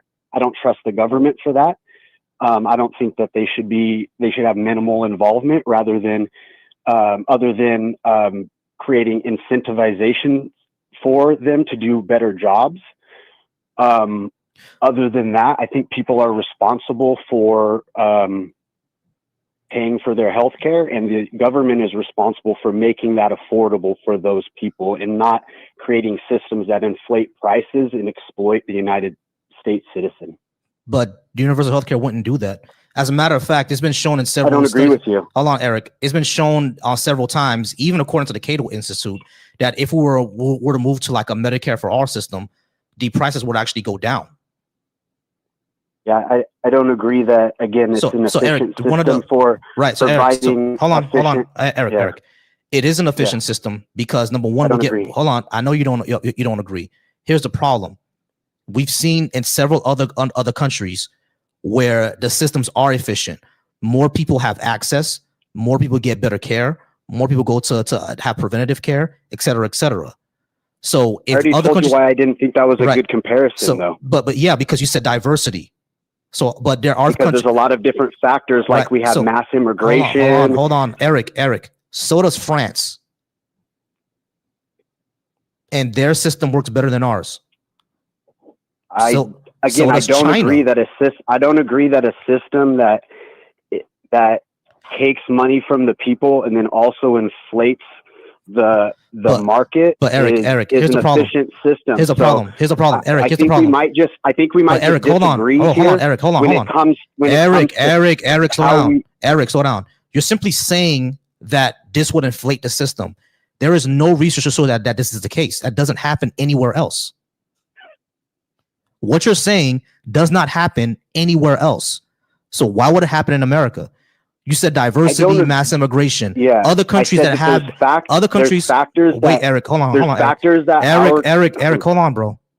Okay. Other countries that have our diversity, that have our same immigration issues, it doesn't happen there. So my question would be is why would it happen here if it's not happening anywhere else? And not only that, under universal healthcare is not giving money into anybody. All the payments are simply coming from a single payer.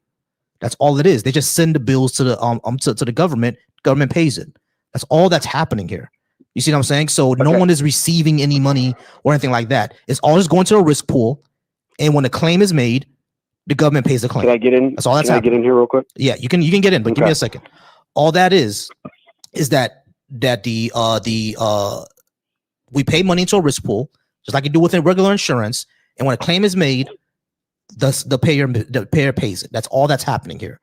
So like it's not just the poor people will get it or a certain group of society will get it. Everyone is going to be benefiting from the system, including you.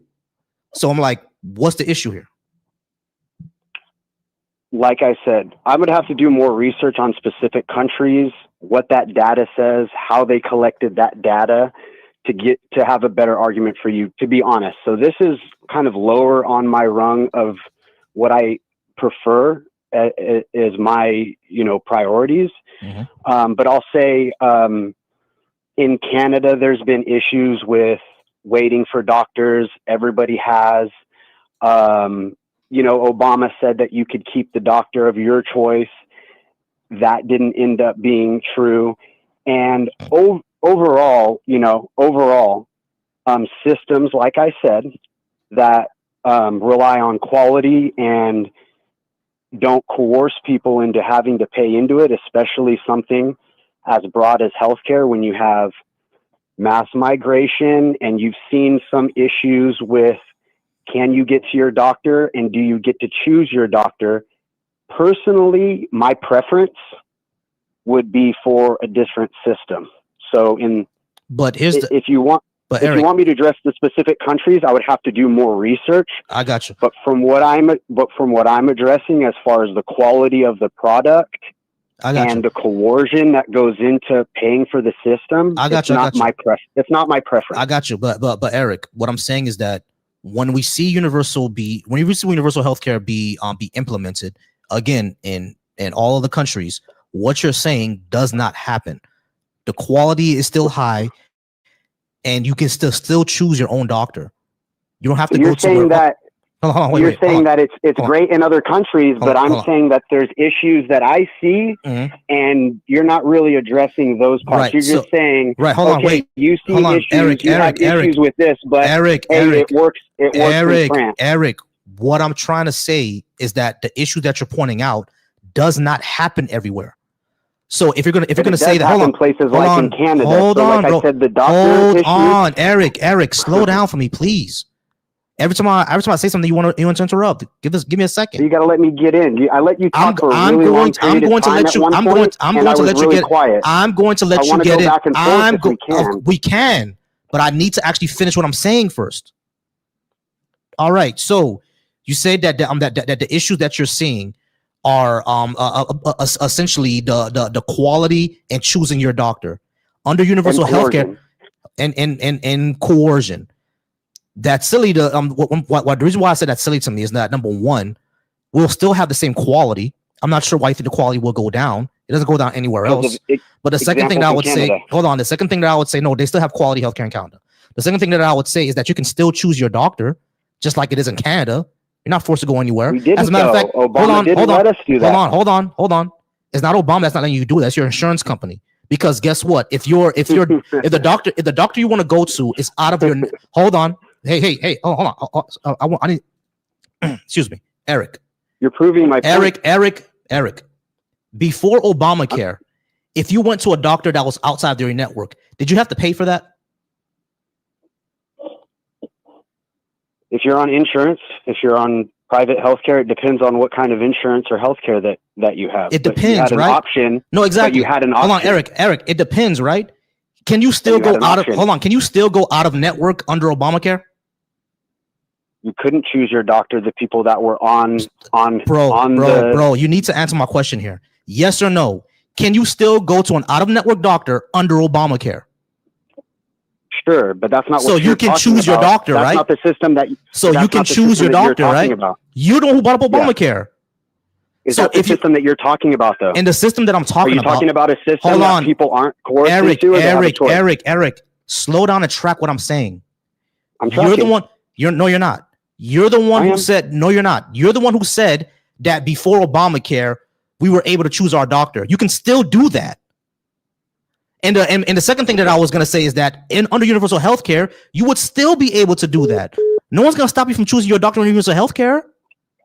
This is silly, dude. If there's a mandatory health care for everybody, that system is not insured to make sure that you can choose exactly the healthcare provider that you want. Yes, it is, happen. Eric. Under single payer healthcare, all is happening is that the doctor sends the bill to the government. That's all that's happening. I'll grant it to you. That's all that's happening, my guy. I'll grant it to you, and that still doesn't address the coercion issue that I talked about. The coercion issue applies to the military. It applies to roads. It applies to any other public service. I don't think that healthcare falls in the same category as military. Why not? And the road service. I understand that. I understand that. But why not? Because it's still something that affects all the population, just like roads and military does. And I wouldn't mind if roads, if that was private as well. But military, that's a national service. Having that provided by taxpayers is unavoidable. You want it provided by taxpayers because you could run into a lot of the other issues if you have corporations involved. So yeah, I think the military is a very different. So Eric, a very different category. Eric, your argument applies to both roads and healthcare, and we're seeing that right now with the healthcare. Corporations being involved has caused a lot of issues, which is why someone got Luigi'd. Yeah. Which is why that CEO got Luigi'd. You know what I'm saying? Like corporations being involved in these in these things cause a lot of problems. And government being involved alleviates those problems. There's problems in all different types of systems. Yes, because if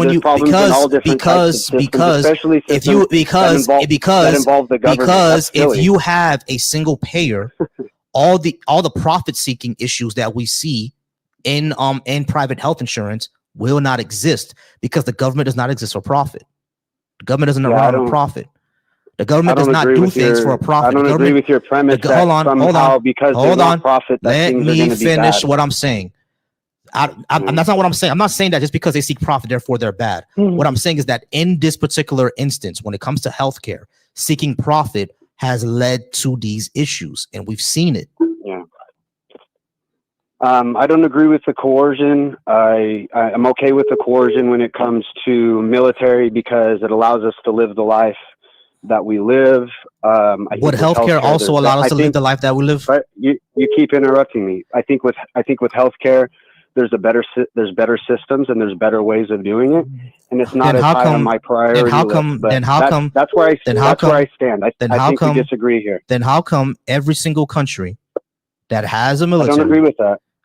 I know you. Sorry. Hold on. Wait. Hold on. No. Sorry. I apologize. Go ahead. I apologize. Every single country that has a powerful military also still has universal health care and a good standard of living for their citizens. But you're saying that America, the most powerful country in the world, somehow can't do it. That sounds silly to me. They can do it. I didn't say they couldn't do it. I said I think there's a better system and a better way of doing it. that avoid that coercion and some of the issues that we see, especially with the unique factors that our country has. And that's where I stand on it. But the thing is, like, I'm really you not. could not do it. understanding We this. could do it. We could do it. Okay. I just think based on other factors, especially the coercion, it's my preference. You're just basing this on your preference. It's not really a morality thing. I think coercion can be immoral in certain cases, but I mean, according to your stance, it's just your preference. It's not really just my preference, bro. I have a different preference. But it's not just my preference. What I'm saying is that Is when we it morality? when we look at societies that do it, we see that their societies are healthier. They're more productive. That's what I'm trying to say. They're healthier. I think that there's you can use that metric of like whatever health. I would have to look at how you're measuring that metric, what those statistics are. All right, we look at you could say statistically they're the healthiest society, and you're still forcing people a lot of money to pay into a system they don't, and it doesn't address the coercion issue. And it could come. Bro, there could be a lot of other variables.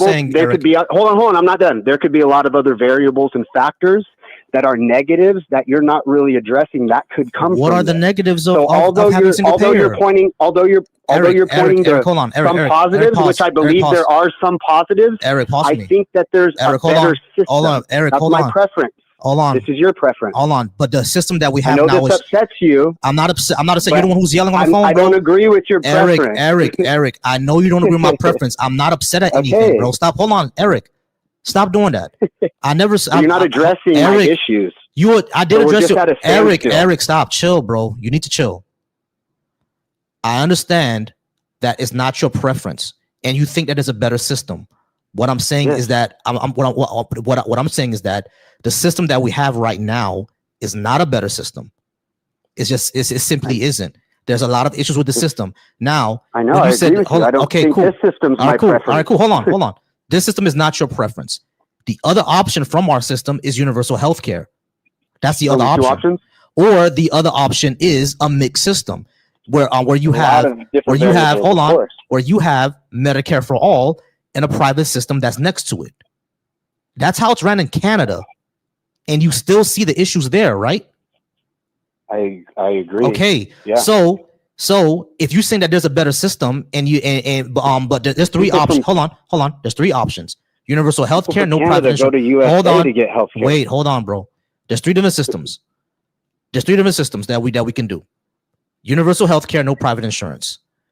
Universal health care with the system that we have now, private insurance is completely shitty, or universal health care alongside private insurance like Medicare for all. The third one is what they have in Canada, and you just said that's a terrible system up there. So we're stuck with the first two. I didn't say that. I didn't make any claims about the system. I said that there are issues in that system, and said that I don't want those issues in my country. So I didn't make like an overarching claim. Cool. Again, I don't know enough about the specifics. Those are the three options we have. I don't know enough about the specifics. I would have to do a lot of research to really have like a super informed opinion. But I know broadly, I go based off of like general values, principles and stuff like that. I got you. And I got you. So, Eric, you already said this, right? Hold on. I got you. Finish my no, you're repeating yourself at this point. So I already got you. I already understand that you don't like the coercion part. What I'm trying to say is that when it comes to the aspect of quote unquote coercion, that already exists for taxation in the first place. We're just disagreeing on where to put those taxes. Because you said you're fine with coercion for the military, you're fine with coercion for the roads.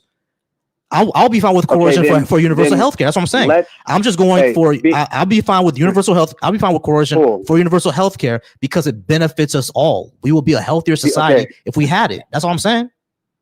Since I agree that the government should pay for the military, and I'm okay with that system when it involves specifically the defense of our country, that means that I have to be okay with coercion in any system that the government wants to get involved in.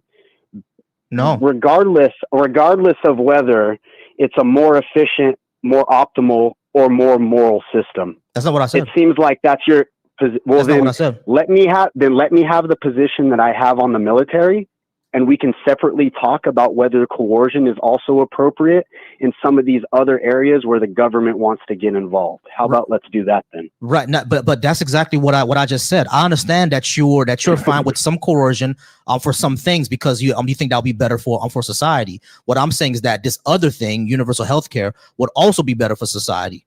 That's my position. I know your position. All right, and cool. We keep going around in circles, and cool. I don't agree that it's going to have a better outcome. You agree that you think that it will have a better outcome. Right, but the I reason told you I disagree because of other factors. I got you, Eric. The reason why I said that it will have better outcomes is because we see those outcomes happen in other countries, and I don't see why it can't happen here.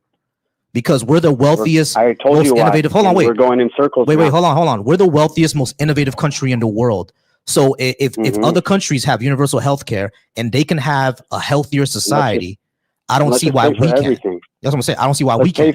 Let's pay for everything, and let's have the American people completely dependent on that's not my argument. On the United States, so that we can that's not my argument. That's not my argument. So we can fulfill that's not my argument. That's not my argument. That's not my argument. That's not my argument. That's not my argument. Let's ignore. That's not my argument. And let's ignore the other factors that's not my argument. That might be. That's not my argument. That's not my argument. Okay, then. That's not my argument. Okay. That's not my argument. That's not my argument. Okay. Actually, stick to my argument. I never said the United States should just pay for everything. They're not going to pay for your pizza. I never said that. Why not? It's going to provide better health outcomes, and people are going to be less hungry. Why not? No, that's not what I believe. Because those things like retail. Well, why not? Hold on, listen. Retail can be better handled by the private market. Oh, so you think certain industries can be handled better by the private market? Better by the private market. Yes, that sounds like a really reasonable position. I wish I would have thought of something like that. Yeah, and I don't think healthcare is one of those things. Here's the I thing, know, Eric. we keep going in circles about that. Right, exactly. Okay, I don't think healthcare is one of those things, but you do. But what I'm saying is that what I'm saying is that you think that, right? But right now the reality is what you think. Hold on. The reality is right now we're seeing what the corporations are doing with private healthcare, and you agreed with me that is bad. So that's why I'm confused here. But we can move on to something else.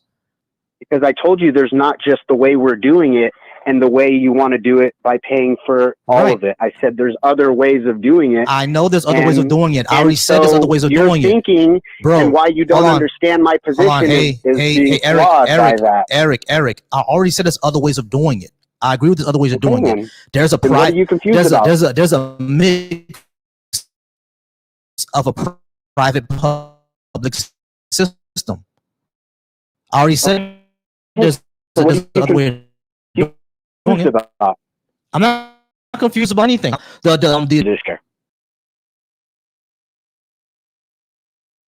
think that the private market is better at running healthcare? I think that a moral private market from a moral Christian conservative country would provide an excellent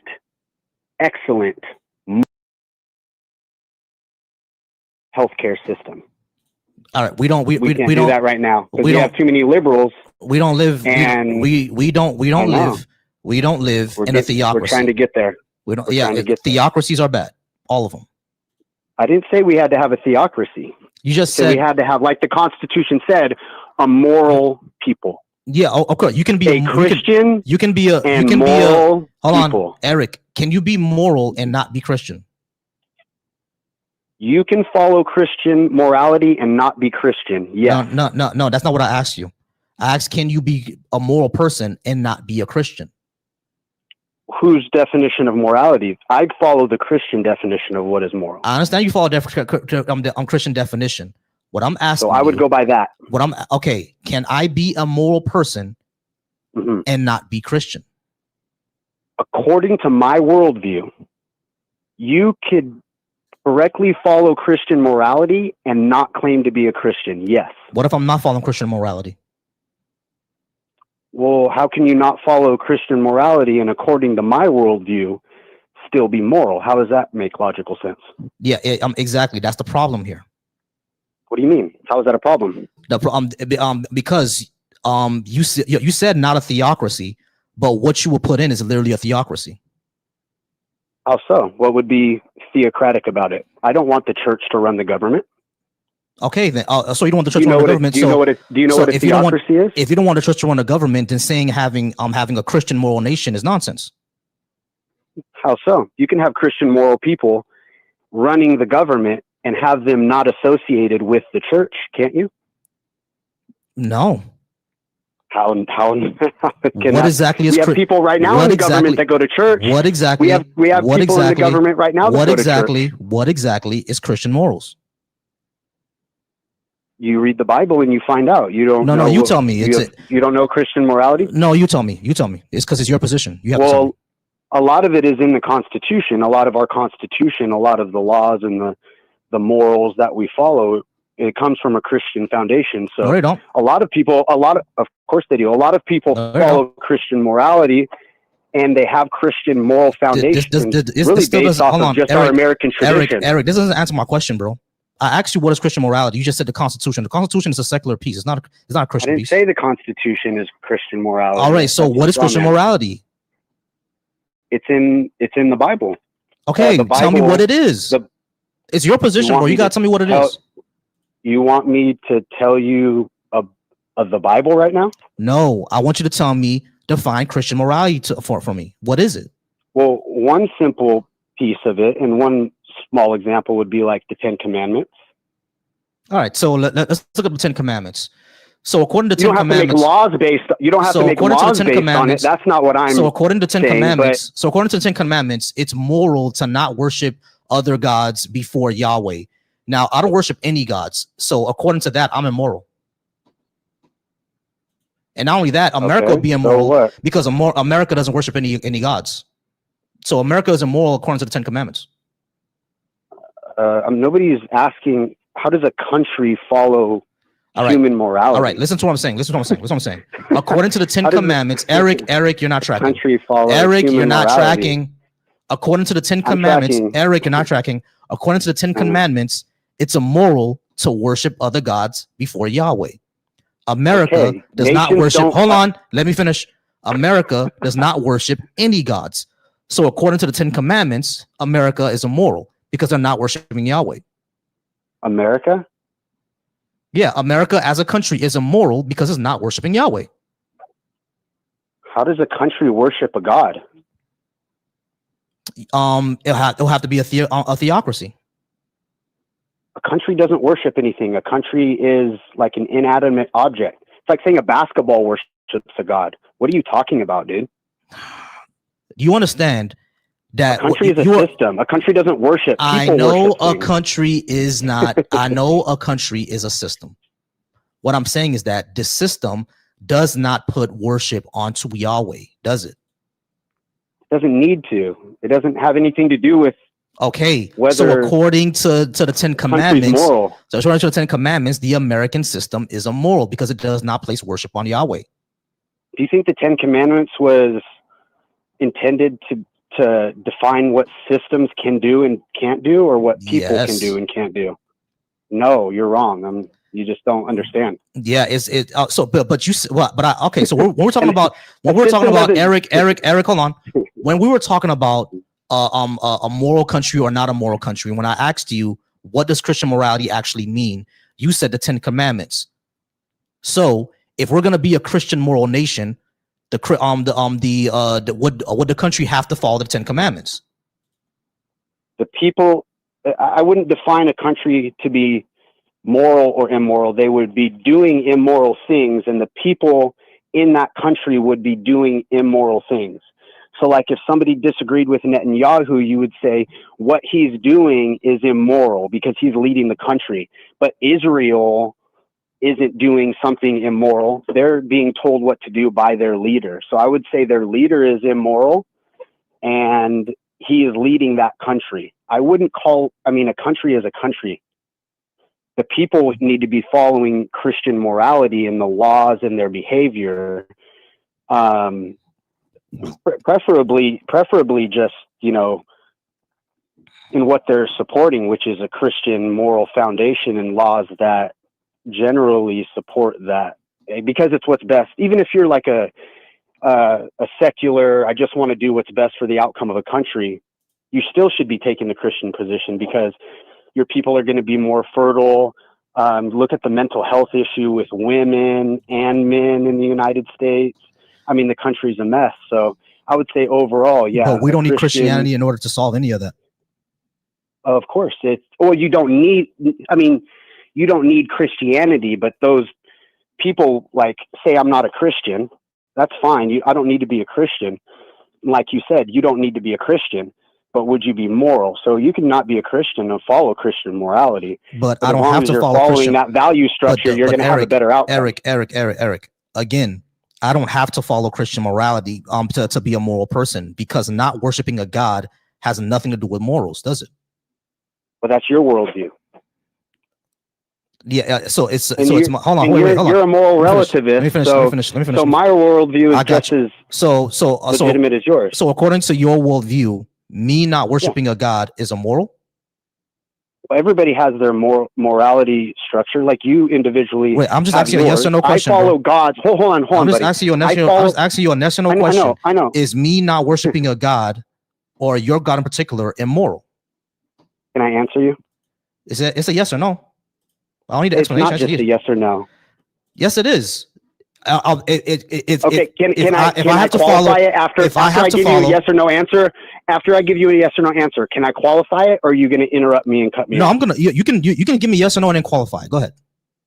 Okay. So you asked, if you're not following Christian morality, would you be immoral? No. My question was according to the Christian framework, is me not worshiping Yahweh immoral? Okay, so obviously, according to the Christian, or like my worldview, yes, that would be true. But according to your worldview, because you were a moral relativist, it doesn't really matter, because my worldview should be just as valid as yours, because it's relative, right? Mm-hmm.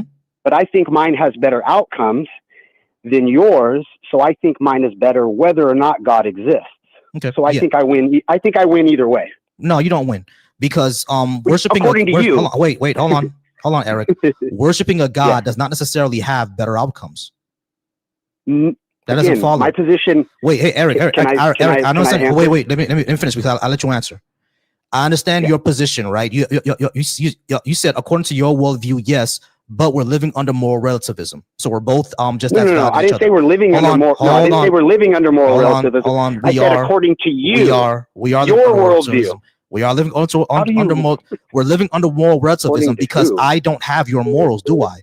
So we literally living on the moral relativism. So the issue is that you said that under your worldview it leads to better outcomes. The reason why I disagree with that, because it does not necessarily follow. Worshiping a God, for example, slow down. Hold on, Eric. Let me finish.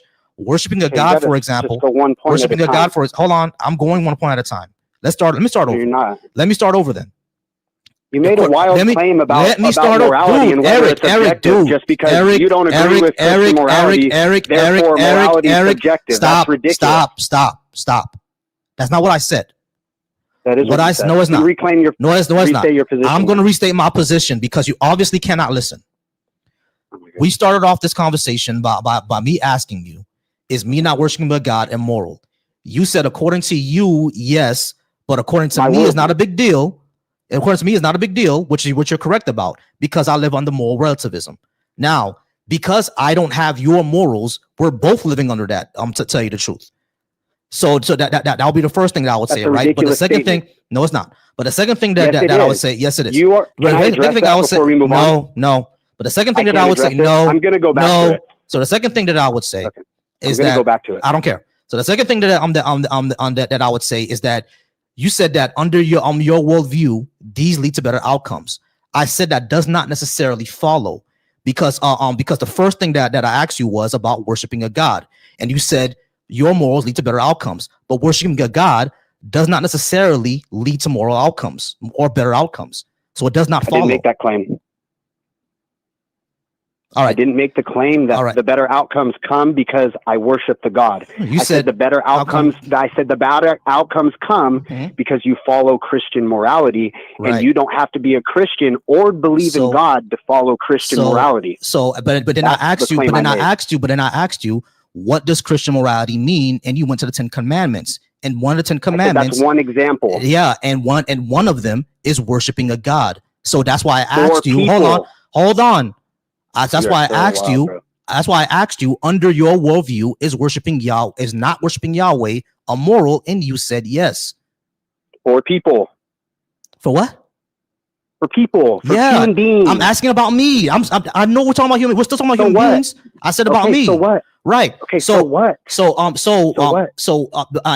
Okay. The reason what I know you're saying. So what? Okay. So this is what the so what is. Here's the point. It does not follow that worshiping a God leads to better outcomes.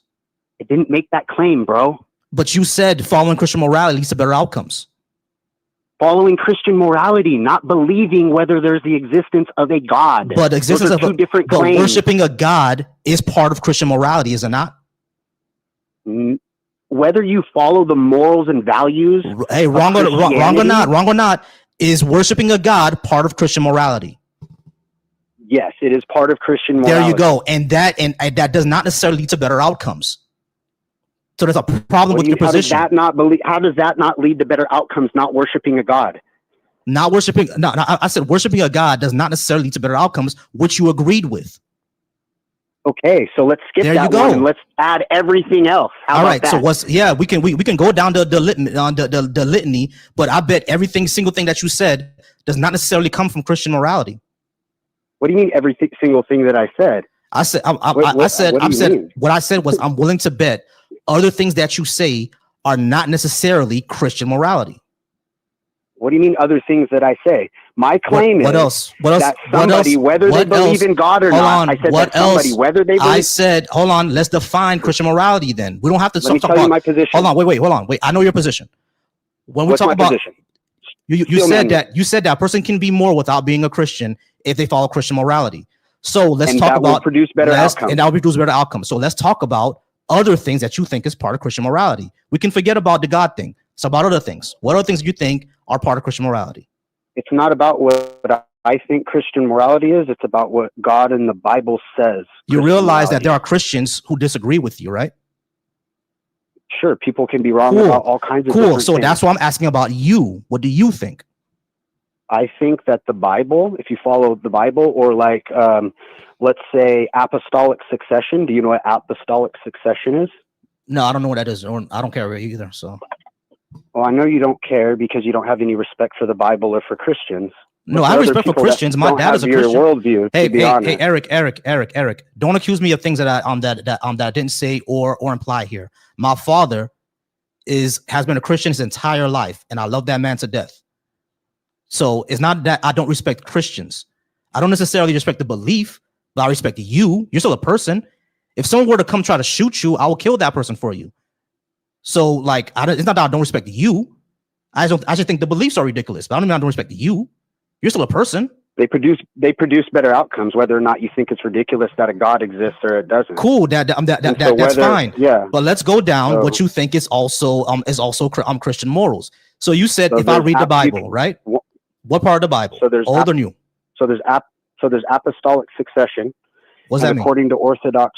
According to Orthodox Christianity, they follow the interpretation that the apostles had, and that's how they try to stay consistent with what they believe the Christian Bible is saying. But as far as like the general moral structure, let's just say what the Constitution, let's just go back to the original interpretation of the Constitution. And according to the original interpretation of the Constitution, I wasn't even included in it because I'm black, and it didn't include black people. So we can't even really go off of that. But what I'm talking about, hold on, wait. You understand that the people who started America were slave owners and racists. So we can't simply go off the original version of the Constitution because I didn't count. But Christianity didn't create slavery. It actually created the opportunity for people to look at people equal. Hold on, Eric. That's not what I said. I said the original version of the Constitution didn't count me as a person. So we're not going to go off the original version. But what I am trying to say, I got you. What I'm trying to understand is, because when you talk about the apostolic succession, that didn't really explain to me what would Christian morals be other than worshiping a God, right? I'm trying to understand what would it be, because you said read the Bible. There are parts of the Bible that say some pretty horrible things. So I'm pretty sure you're not talking about those, right? Horrible things that God does is different than like a morality that humans have to follow. What about things that he commanded?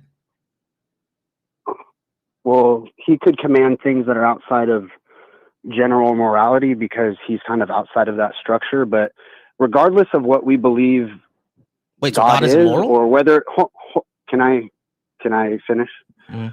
Whether or not we agree with what God is and what he's capable of doing, I'll just grant you every opinion you have on the Bible. Okay? And we'll just say you're right and it's all made up. And I'm a moral relativist too. Okay. And I think that the outcomes from following Christian morality are better than moral relativism. But the thing is, what I'm having issue with, Eric, is that we still haven't really defined what that means. Maybe it'll help if I define what I mean. When it comes to like secular morals or secular humanism, right? We tend to want to uplift human well-being as much as possible. So we tend to go off things such as basic human empathy, degrees of harm, equality, and pro social and excuse me, looking at the consequences of things. So I'm sorry, let me start over. I had gas. So when we talk about things like basic human empathy, degrees of harm, negative and positive consequences, and equality, that's typically what we go off of, right? And me honestly, I think kind of everyone goes off of that, even you. Because like even Muslims, whoever is religious, kind of goes off of that, right? Because I always give this example: if someone were to break into my house, tie up me and my wife, beat us almost half to death, steal all our things, and run out, if we catch that person, you would say that person should be punished and go to jail. But if a 5-year-old steals a piece of candy from the shop, we would probably tell him that, hey, what you did was wrong. But then we'll say, hey, go home, kid. We won't send him to jail. Why? Because the person who robbed me did way more harm than the kid who stole a piece of candy. So it wouldn't uplift human well-being to send that kid to jail. It wouldn't really be equal to send that kid to jail. It wouldn't really, it doesn't have as much negative consequences on people or society to send that kid to jail. So you see what I'm saying? So we wouldn't do that, but we would do that for the other person. So and you can't have that outcome with Christian morality. What are you talking about? No, that's not what I'm saying. I'm saying that you can. That's not what I said, right? I'm not saying that we cannot have that outcome with Christian morality. What I'm saying is that under my example, what I'm saying is that under my secular framework, you can still have the those good outcomes, but you're not really defining me. What does Christian morality actually mean? That's what I'm trying to say. Well, I don't know where the example got us.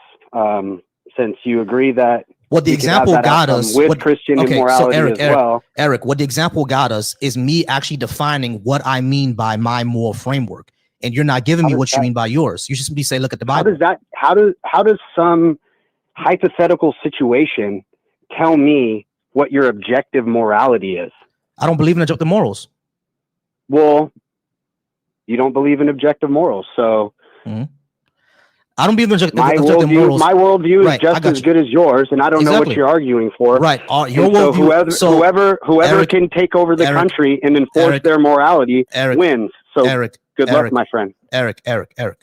My question is simply, what is your what is when you say Christian morals? What exactly is the framework that I'm working with? Because if you just say look at the Bible, I can hold on, Eric. If you just say look at the Bible, I can pick out any horrible thing I see in the Bible. So what's the framework you're working with? Bad things happening in the Bible. I'm talking about God condones. That doesn't mean that God condones individuals to be doing that. But he commanded some of these things. He commanded them. Okay, so there's special circumstances that God can control for whatever reason. Oh, okay. And I don't know whether we believe it's true or not. Who cares? So the God of the Bible is also a moral relativist. not a moral relativist. He Yeah, has he a does. moral objective system that he gave people to follow. But you just said that he can change some things for a certain situation. He can do whatever he wants. He's God. Right. Yes. So he's a moral relativist. Thanks so much. All right, guys, I'm gonna go ahead and get out of here. Because I've been on for 3 hours and it's kind of late, and I want to spend time with my wife. So I appreciate y'all for being here. Y'all are wonderful. Phone line is now closed. It's not gonna work if you call in. Phone line is not closed. All right. So anyway, I appreciate y'all for being here. Big win on the numbers over on the Deconstruction Junction. You guys are wonderful. I appreciate y'all. Over on the Volcy Thoughts channel, I got to go ahead and read a couple of super chats because I do appreciate y'all. For Moondog, I appreciate you, Moondog, for the $2 super chat. Thank you so much. And you also sent another $1 super chat. Thank you so much, Moondog. And why? Because weed for the $2 super chat from Canada. I appreciate that as well. You guys are wonderful. Thank you so much, guys, for supporting the channel and supporting me. Let's try to pump those numbers up tomorrow. I'm going to be on tomorrow as well. And we're going to go ahead and try to pump those numbers up over on my Volcy Thoughts channel. Over on TikTok. Thank you guys so much for listening in and for calling in and being part of this. I'm going to have a better system soon. I'm trying to go full time with this, y'all. So please support this. Please watch the on demands, the video on demands. Y'all are amazing. So I'm going to go ahead and get out of here. And like I said, how I always say, every man should be soft, be secure, be affectionate, be wise, be flexible, be thoughtful,